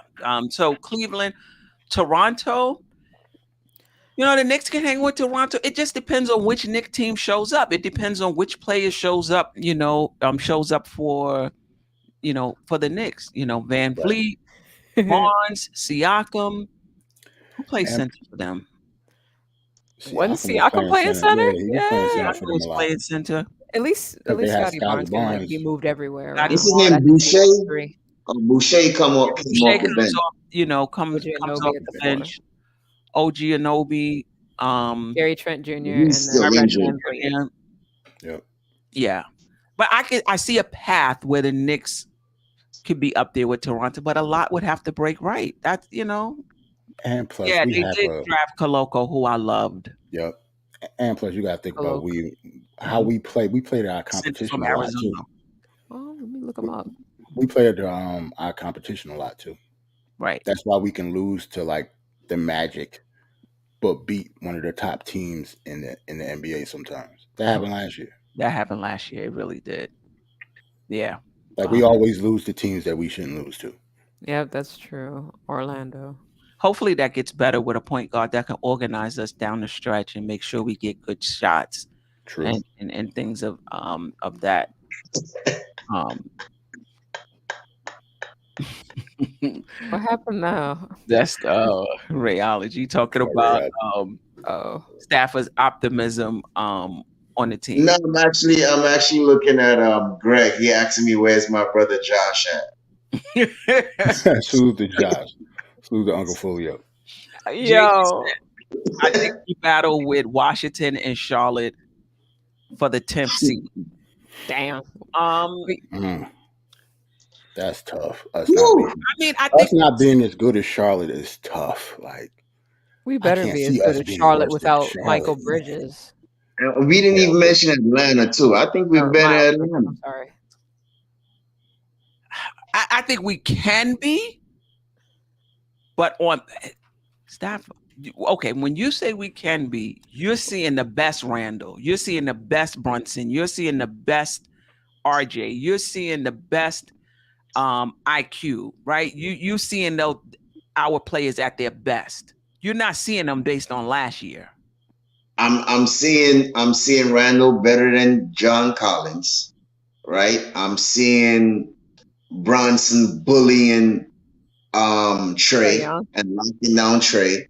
But what I'm about seeing I'm sorry, Murray? Murray. Fournier gonna have problems with him, right? I'm just looking at this particular certain matchups They may and put, see where we can dominate, and I see where we can win. but this That's is what I'm looking at also too. I'm putting Murray on Brunson, and I'm putting Trey Young on Fournier. Yep. Okay, That's how it's gonna work. At least it okay, should. okay, Yeah. okay. So I'm seeing us winning most of those battles, if you Okay. want to put it like that. Okay. All right. Okay. Listen, I'm not down on the Knicks. I think the Knicks have a even roster, a balanced roster. I think we probably have the best, bench in the league. But this Randall question mark, RJ question mark in terms of is he taking his game Right, to the next right, level? right, Brunson, right, right. question mark. Is he going to Totally be the understood. same player in New York as he was in Dallas? If those are yes, now we could talk about the Knicks making some noise in the Eastern Conference. I just don't know if it's a yes yet. That's all I'm saying. You know why I'm saying that too? Because Eddie C brought up some great points last week, He Mhm. did. right? And Shout out to NC. and I sat back and I thought about it too, right? And I'm like, yo, we really not giving our team a chance to at these other teams, you know. And when we see them on paper and the matchups, I really feel and I believe what Eddie C is saying that we could beat some of these teams. You know what I mean? And I B, agree.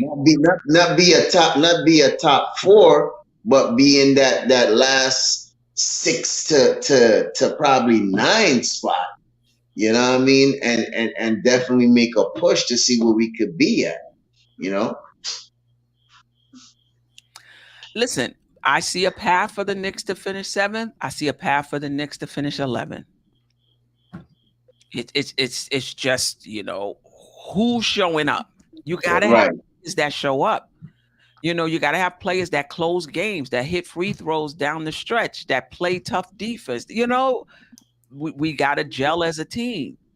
That's why I can't wait for the season to start. All of us can't wait for the season to start from preseason, go right back to see how it's going to gel and how it's going to go. So, yep.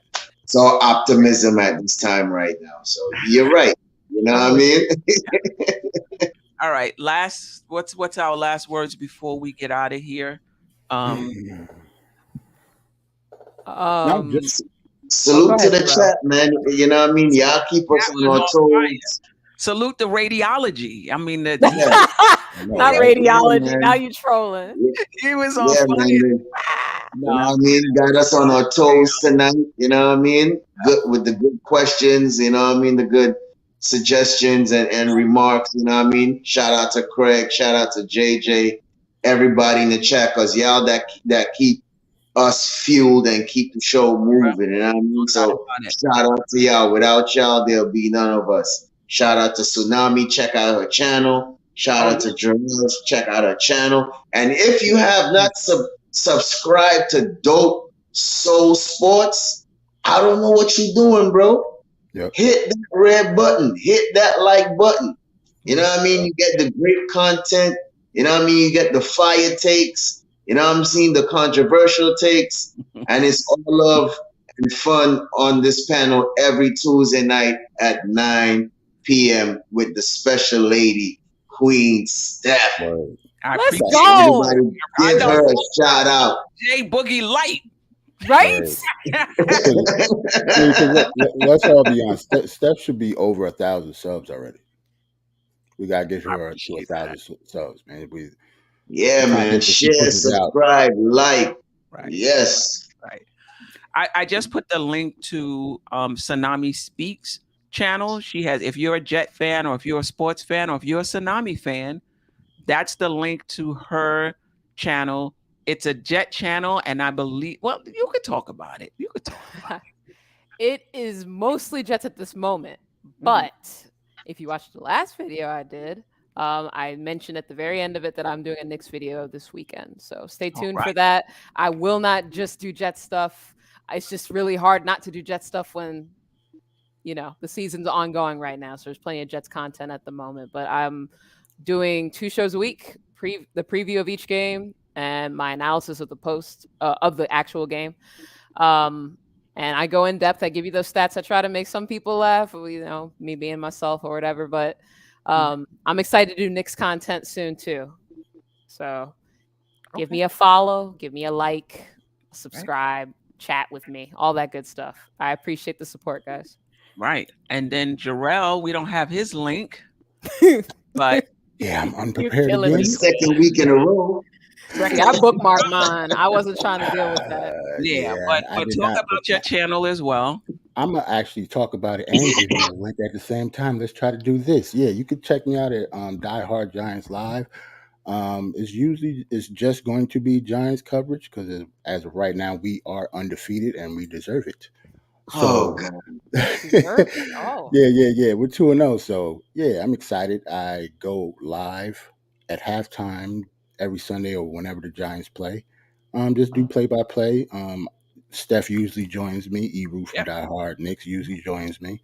They're pretty much resident panelists, like she called me, all the time. So, yeah, like we try to have fun over there. So, And plus, I want to try to get more subs than Tsunami Speaks. So I Oh, got to get my link because we battling the closest one to a yeah. thousand. What's happening? All right, guys, I need those subscriptions, man. Yeah, that's what's up. That's Turn what the I'm talking about. notifications Let's on. liven this up. Turn Now them I'm on saying. now. Let's I mean, go. you sleep over there on the up. I'm trying to get these subs. You sleep. Oh. I think I'm already Yo, leading come with on, Jet 3 cards. fans. Let's support Tsunami now. You see, After we that came win, back on them Browns.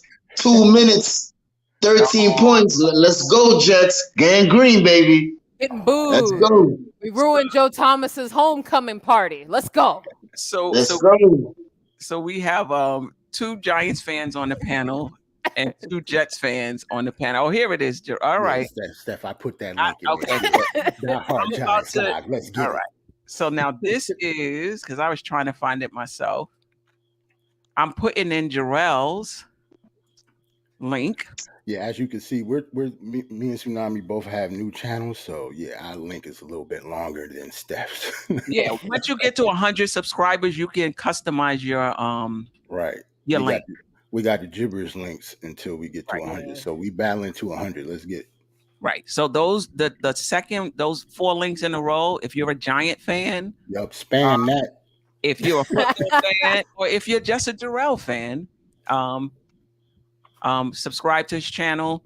And just to let you know, I'll be going live in the mornings after Knicks games for my post game show. It'll probably be about 45 minutes from 8 to 8:45.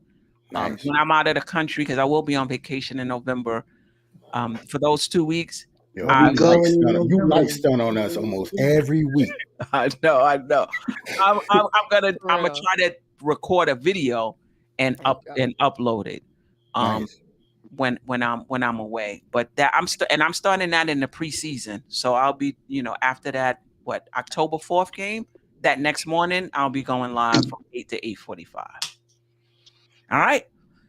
I appreciate you guys rocking with me. I appreciate all your support. Staffer, Tsunami, Jarrell, I appreciate you guys. Listen, this channel is growing, but it's because you guys decided to come on the show. I asked you guys one time to come on the show, and every week you guys have been faithful. This show is growing because of all of us, and I appreciate you and Staffer. Lately, you've been a lightning rod, but that helps the channel. I know, right? That's on one of these last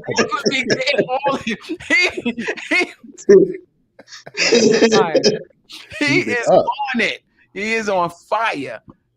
He must have been off today. So Yes, I was. Yep, he gonna be I'm pretty sure he gonna be sorry he hurt somebody's feelings next show too. Oh, Lord. I said he must be have like been off today because he was up and ready. Right. Sorry to hurt your feelings. That's Oh God. Sorry to hurt your feelings. Staff was on that type of time. I am no more done. I am no more good. Oh God. Oh wow. Anyway, we out of here next Tuesday, 9:00. I'll speak to the panel because the Knicks have more games on Tuesday than Thursday. So we'll see if we're gonna stick with Tuesday and just move it to Thursday during those weeks, or are we just gonna move to Thursday? Period. We'll talk about it. We'll let you know. But for next week, Tuesday, 9:00, out of here. Appreciate you all. So